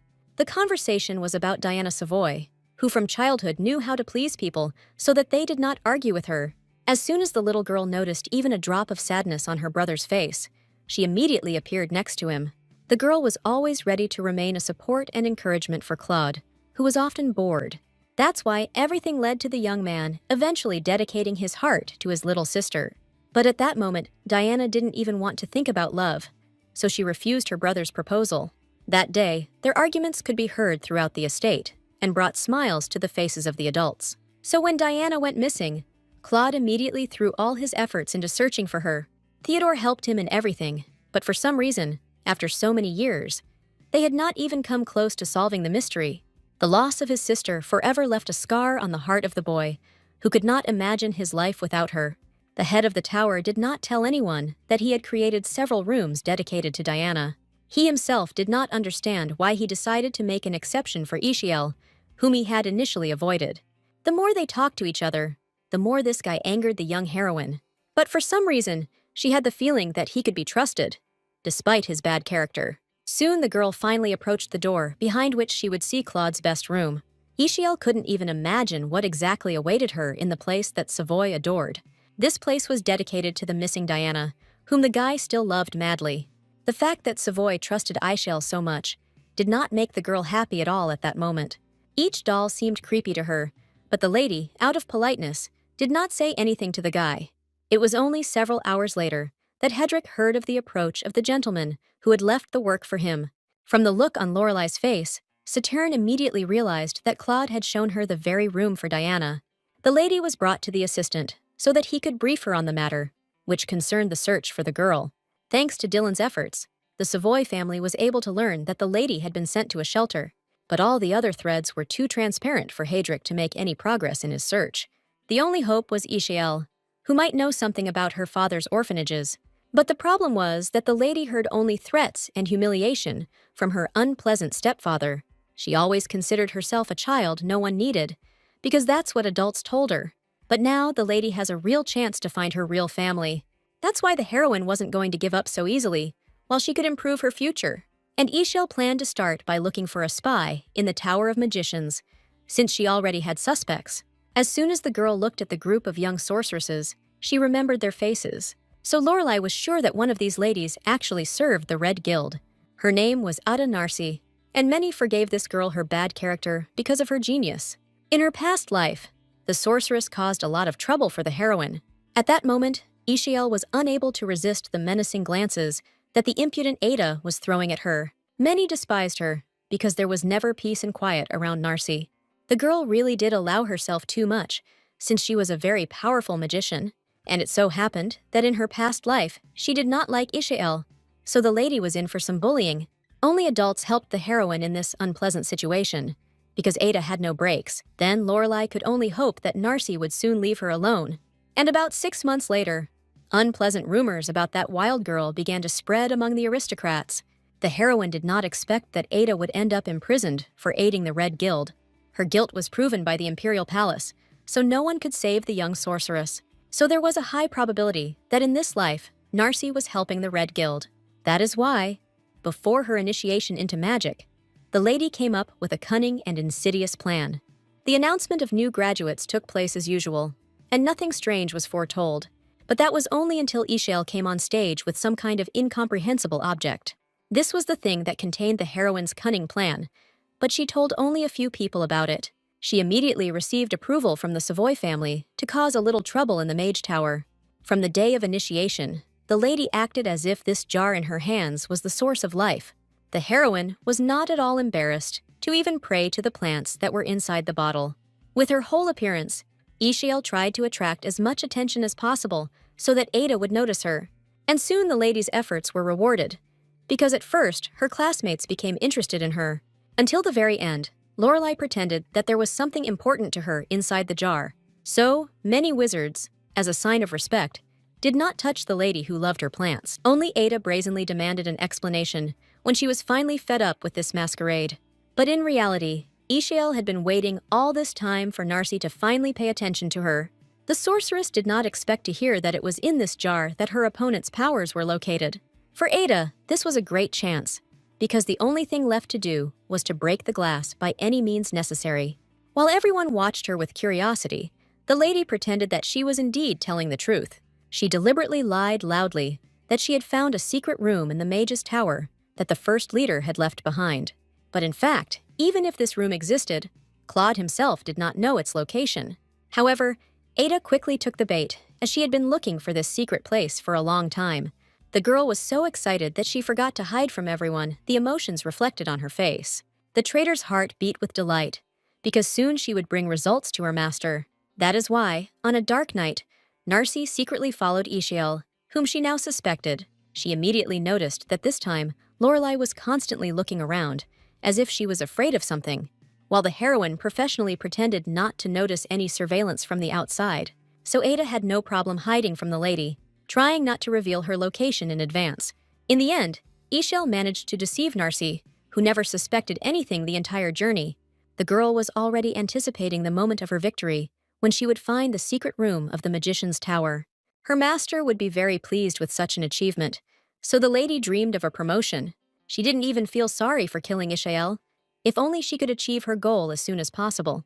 But at the very end of the corridor, something went wrong with Ada's plan, something she didn't expect. Narcy clearly felt that some kind of spell was firmly attached to her body. The girl's face distorted with horror, as she immediately realized that someone had discovered her. But what surprised Ada most was the sudden appearance of the good-natured Ishael, who smiled at her. Just a few days ago, Mr. Marriott warned Narcy to be careful. But before, the head of the Red Guild had never worried about the girl who was capable of many things. But for some reason, it was Ada who he gave the task of obtaining information from Ishael. The man was sure that he had to be attentive and careful all the time with this girl. But at that moment, the self-confident lady decided that the gentleman was simply playing it safe just in case. And now she has fallen into a trap, which was probably devised in advance by the cunning Ishael. Ada didn't expect anything good from Lorelei, who surpassed all her expectations with her intelligence. Narcy knew she had to get away from here before it was too late to save herself. But rage and pride did not allow the girl to remain sensible in this situation, while the heroine radiated calm and confidence, as the truth was on her side. The worst thing for Narcy was that Ishael suspected that she had something to do with the Red Guild. Before Ada had time to think that she couldn't tell anyone about this, she heard her own thoughts. Whatever the girl said in her head, it was all broadcast in reality. It was all because the spell that had attached itself to her had the ability to read minds. That's how Ishael proved to everyone around her that she had caught a spy of the cruel Red Guild. After all, this simple spell was spreading throughout the entire area, so that Ada's thoughts were heard by everyone. Her close friends refused to believe that their friend had been cruelly deceiving them all this time. No girl who had a high opinion of herself could have tolerated such shame. So a burst of rage and desire to kill overwhelmed Narcy, who knew how to be cruel and evil. But before the lady could even lay a finger on Ishael, a binding spell was cast on her. Narcy never thought Lorelei's trap would be so elaborate. The Savoy family saw for themselves all the evidence that a spy had appeared in their tower. Now, no matter what excuses Ada comes up with, all of this will be useless for the magicians. Just like in her past life, all that awaited this girl was prison and cold, magicless loneliness. Despite Ada's sad fate, the heroine was pleased that she was able to save the mage's tower. She was so happy that she offered Claude a high five out of joy as a sign of her successful victory. The guy had long been trying to avoid girls, especially if they were married to knights. But this time, for some reason, he couldn't resist and fulfilled the strange request of the wise sorceress. Immediately after this action, they both felt as if they were struck by electricity, as an unpleasant feeling appeared. Only the keeper distracted his friends from the awkward moment, as he wanted to praise the girl. As usual, Ishael attributed all her achievements to other people, since she didn't like to brag. But the lady did not refuse the reward, because she had done a tremendous job of catching the criminal. Lorelei surprised everyone with her desire to continue keeping the jar of plants with her. The more Theodore watched this girl, the more his heart rejoiced. The old man was greatly surprised by the fact that powerful energy emanated from Ishael while holding the jar in her hands. It was not the first time that the keeper wondered whether this girl was his relative. For some reason, the image of Lorelei constantly reminded Theodore of his long-lost granddaughter. But Ishael didn't have the power of the Savoy family coming from him, so the old man continued to remain inactive. It was the heroine who was more than anyone else glad that this story ended happily. But the lady's dream of a peaceful return home was not destined to come true because of the jar. Even the Savoy family didn't expect to see such a huge column of energy burst out of the glass. After what happened, it was not surprising that the heroine lost consciousness and fell unconscious. For some reason, she kept having the dream about the fair-haired girl comforting the dark-haired boy. This time, the lady saw a romantic moment, because the little girl realized that she had feelings for her friend. They were unhappy together because they were left without parents, and the boy was the saddest of all. However, the stubborn girl said that they would get married in the future, so they couldn't die. The heroine's awakening was slow, and she did not immediately realize that what she had seen was just a dream. Ishael immediately heard worried voices, as many people wanted her to be okay. The adults scolded the doctor because his help did not help the young lady. But as soon as Lorelai opened her eyes, Dillan immediately noticed her. The guy's heart was still not in the right place because of what happened to his beloved wife. The lady had not yet fully recovered, but she was pleased by this care from the handsome knight. Only when the girl finally woke up did all her friends more or less calm down. Theodore felt regret for recognizing the surge of magical energy too late. Everything happened so suddenly that the keeper didn't even have time to help the young girl. In fact, the heroine did not choose this glass magical artifact for herself without reason. She knew that this jar contained much more magic than it showed to everyone else. The whole point was that many years ago, a magical beast created this item with its own powers. He enclosed in a jar very powerful things that were now especially rare. Even in the past, the heroine read the news that the Red Guild had infiltrated the tower for the sake of this can. That's why the heroine promised herself that she would take possession of this item no matter what. But she didn't expect to receive such a disapproving look from Claude. It turned out that everyone around was very worried about the lady, who had only just come to her senses. But Theodore delighted Ishael by sensing the beginnings of powerful healing energy in her. Naturally, the first thing the girl thought about was how she could use her gift financially.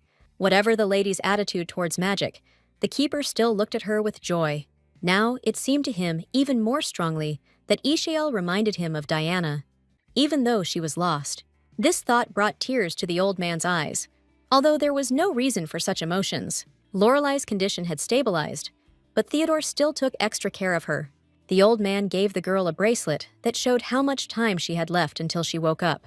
With this thing, Dillan could personally make sure that everything would be okay with his wife. But even though this thing was dangerous for her, the miss refused to part with the jar. True, Lorelai had to fight for it, since everyone was worried about her condition. In the end, Claude and Theodore released the tired girl only after several hours of intense struggle. The heroine was able to take the gift in the form of a jar with her, which left her extremely pleased and proud. Seeing the girl's happy smile, the Savoy family once again remembered their beloved Diana. They had no doubt that their granddaughter would behave just as joyfully and purposefully. Only Hedrick could not go to bed, because he still had too much work to do. To begin with, the guy told the stupid magicians that Ishael didn't need any jar for magic. Sathern was unaware of the cunning plan Lorelai had come up with to lure Ada into a trap. Meanwhile, our heroes had no idea that Hedrick had started rumors about them. Ishael and Dillan enjoyed each other's company as if they were a real married couple. The knight seemed especially handsome at that moment, so the lady could not take her eyes off him. Castia always thought Lorelai was incredible, but now he was convinced of it once again. From the moment they started living in the same room, a lot changed in their relationship. Dillan was no longer afraid to give his wife a hug whenever he wanted, so all the awkwardness had long since passed between them, and the heroine felt free. That's why she wasn't afraid to admit that she wanted to become a real healer, and Dillan was ready to support any decision of the girl who blinded him with her beauty. The knight had already managed to make sure that this lady was not afraid of any obstacles on her way, so the guy didn't even try to stop Ishael, because it was useless anyway. The heroine glowed with happiness at the thought that she would be able to earn a large amount of money. Of course, she couldn't leave Dillan without finances if they got divorced. The guy didn't want to upset the lady by saying that he wasn't going to divorce her after a year. Besides, the girl managed to get distracted by something else because she had prepared a gift for her husband. It was a potion that enhanced romantic feelings and restored strength. For the first time in his life, Dillan received a gift from a girl, and he was ready to accept it for her sake. Ishael didn't tell anyone that she had actually taken this thing from Hedrick out of spite, but the knight no longer heard a single word from his beloved, as he was completely overwhelmed by his feelings for her. Although Castia did not take the potion, He felt that he was ready to plunge into the depths of love and gratitude. The heroine didn't expect that the guy's face would turn red so quickly after receiving the potion. But Dillan didn't want to return the gift that was so dear to him, because he appreciated his wife's efforts. Whatever she said, from now on the guy considered this thing only his and did not want to share. The newlyweds were arguing so vigorously with each other that they did not notice the approach of other residents. It turned out that the other couples had visited Ishael and Dillan, who were held up as an example to everyone. Neither the boy nor the girl expected this turn of events, because they had completely forgotten about the housewarming day. And now they had to urgently figure out how to save the situation in such a strange situation. Ishael didn't have time to prepare anything for the holiday that Emmanuel organized for everyone.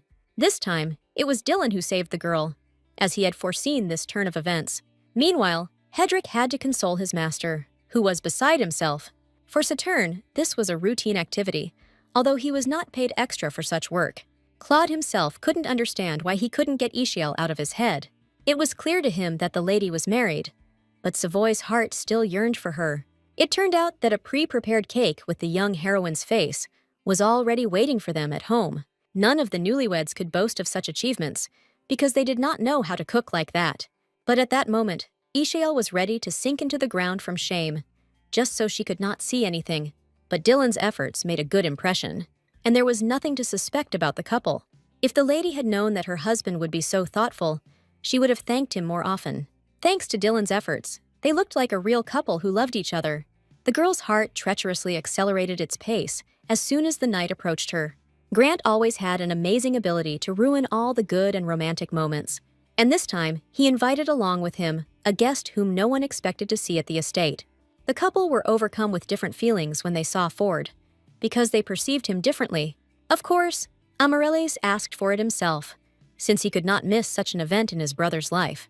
But he did not take into account the fact that the young man would be very unhappy with his presence. Only Ishael continued to give her colleague sincere smiles, because she saw nothing bad in him, while the emperor was looking at the huge number of paintings of the lady in the estate. As a result, Amaryllis completely forgot that Dillan had been very jealous of his wife all this time. And now the knight has a real chance to take revenge on his would-be rival. The ruler was saved from real pain only by a fake body that felt almost nothing. Dillan was squeezing his wife's colleague so hard that he could have easily crushed him to pieces. But the emperor didn't even notice this nuance, because he was absorbed in the photographs of the couple.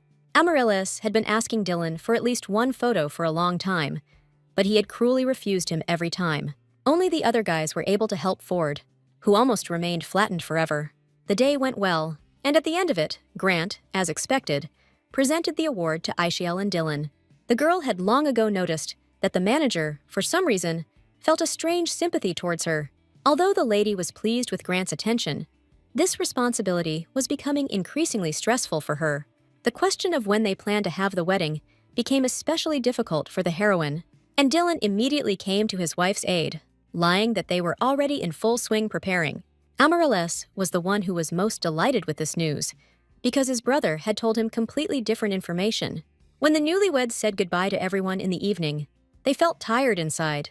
But for some reason, the heroine felt uncomfortable with what was happening, as if she was lying to everyone around her.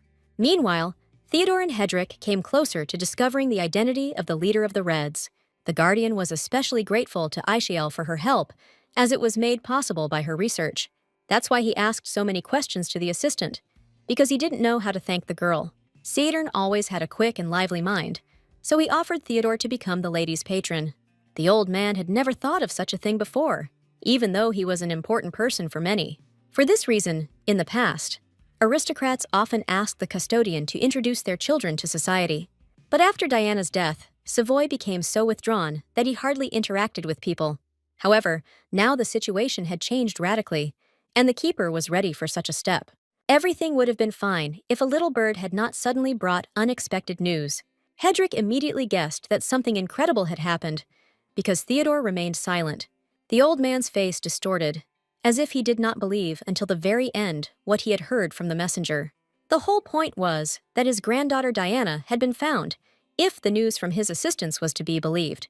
The least thing the keeper expected was that this story would end so easily and quickly. As a result, everyone close to the Savoy family was gathered this morning to check on the girl. The heroine did not expect to be among those invited, but she tried not to argue with anyone. Even Hedrick was glad of her presence, although Ishael was not a member of the great family of mages. The lady tried to clarify with the assistant whether she was even allowed to be here now. Saturn had seen with his own eyes how Claude and Theodore insisted on Lorelei being there, so the lady had no choice but to submit and obey at that moment. Many people questioned whether Diana was real, even though she described her childhood in detail. But it wasn't even this circumstance that surprised the girl so much that she froze in place with a distorted face. Claude appeared before the lady as if he was about to have his own wedding. Hedrick immediately explained that the guy wanted to impress his returning sister. As soon as they met the keeper, the heroine did not notice even a drop of joy on his face. The girl couldn't help asking questions because she was genuinely concerned about Theodore's condition. It turned out that the old man's head was constantly filled with predictions from a powerful magician. He just recently went to see him again to find out news about his granddaughter's return. But the information from the fortune teller did not change, because he saw Diana in marriage with a dangerous man. And the girl has very little time left before her husband hides her from everyone. Unlike the keeper, Ishael did not believe these stories, because her granddaughter was able to return home. The words of encouragement proved helpful to Theodore, who had been going through a lot of trouble lately. However, the old man did not even think of so easily renouncing the words that the unknown fortune teller had told him. The guardian believed the wizard because he felt a powerful magical force coming from him, so the keeper's loved ones could only silently accept his latest strange quirk. There was very little time left before the arrival of the girl, whom the whole family had been looking for a long time. While all the commotion was going on around her, the heroine lingered in front of the portrait of the little lady. The girl was interested to know what kind of person the young granddaughter of the wise guardian grew up to be. She did not immediately notice that the atmosphere throughout the estate became joyful at the thought that Diana was returning. Although Hedrick had never seen the girl, he was happy because of the general joy everywhere. So Lorelei tried to empathize with people's emotions, even though she felt a little uncomfortable. She looked at the photographs of the sweet girl who had been missing for so many years, in confusion. Even the maids couldn't hold back their tears of joy at the thought that the whole family would finally be together. Some of them had personally cared for Diana, so for them it was a small victory. Thoughts about her granddaughter did not leave Ishael's head at that moment, and her heart sank in anticipation of the meeting. The lady thought sadly that Diana had always had a loving family, waiting for her return. But the heroine was not going to let jealousy and resentment take over at such an important moment for everyone. As soon as people around saw Diana, no one dared to doubt her resemblance to the portrait. Ishael was the first to extend her hand to the girl, to tenderly introduce herself to such an important person. But the heroine didn't expect that the keeper's granddaughter would suddenly push her back. Hatred appeared on Lady Savoy's beautiful face, because Lorelei did not like her. This act was so unexpected that Ishael could not say anything in response. But as soon as Theodore stood up for Lorelei, Diana's face showed resentment and submission. The girl constantly talked about how she was real, because she remembered her entire past. She even described it in detail in a letter, so that no one would have the desire to check her. The heroine had no idea how much this unknown lady resembled the keeper's granddaughter, but the girl behaved as if she had always lived in this estate and had not gone missing, and now she wanted to have dinner with her family. But she didn't include Ishael on that list. To the heroine's surprise, Theodore stubbornly stood up for her every time his granddaughter appeared. Only Ishael understood that her presence at the meal could spark another conflict with Diana. So the girl didn't resist when Claude suddenly started talking about their common affairs. The guy instantly sensed the atmosphere between the ladies, and thus saved them from further quarrels. As a result, Lorelei once again had to admire the creepy dolls that were in the guy's room. But the girl was still grateful to the magician for freeing her from the need to communicate with Diana.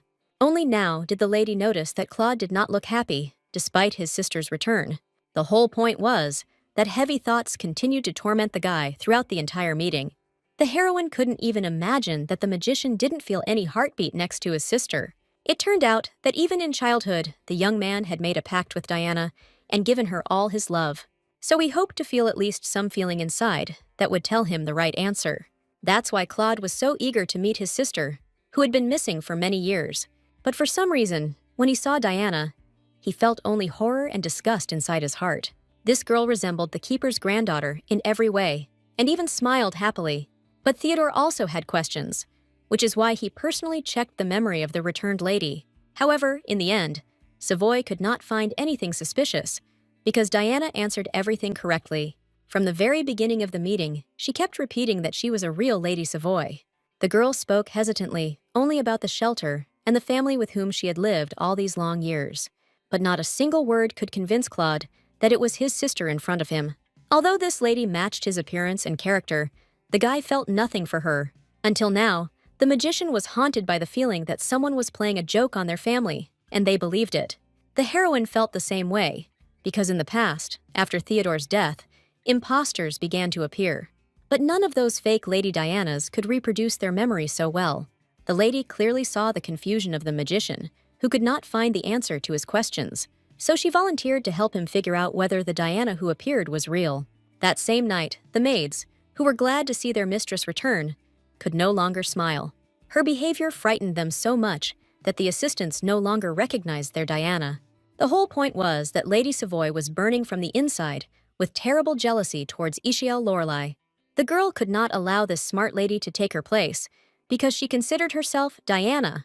That's why she took out all her anger on a small piece of paper with an image of her opponent's face.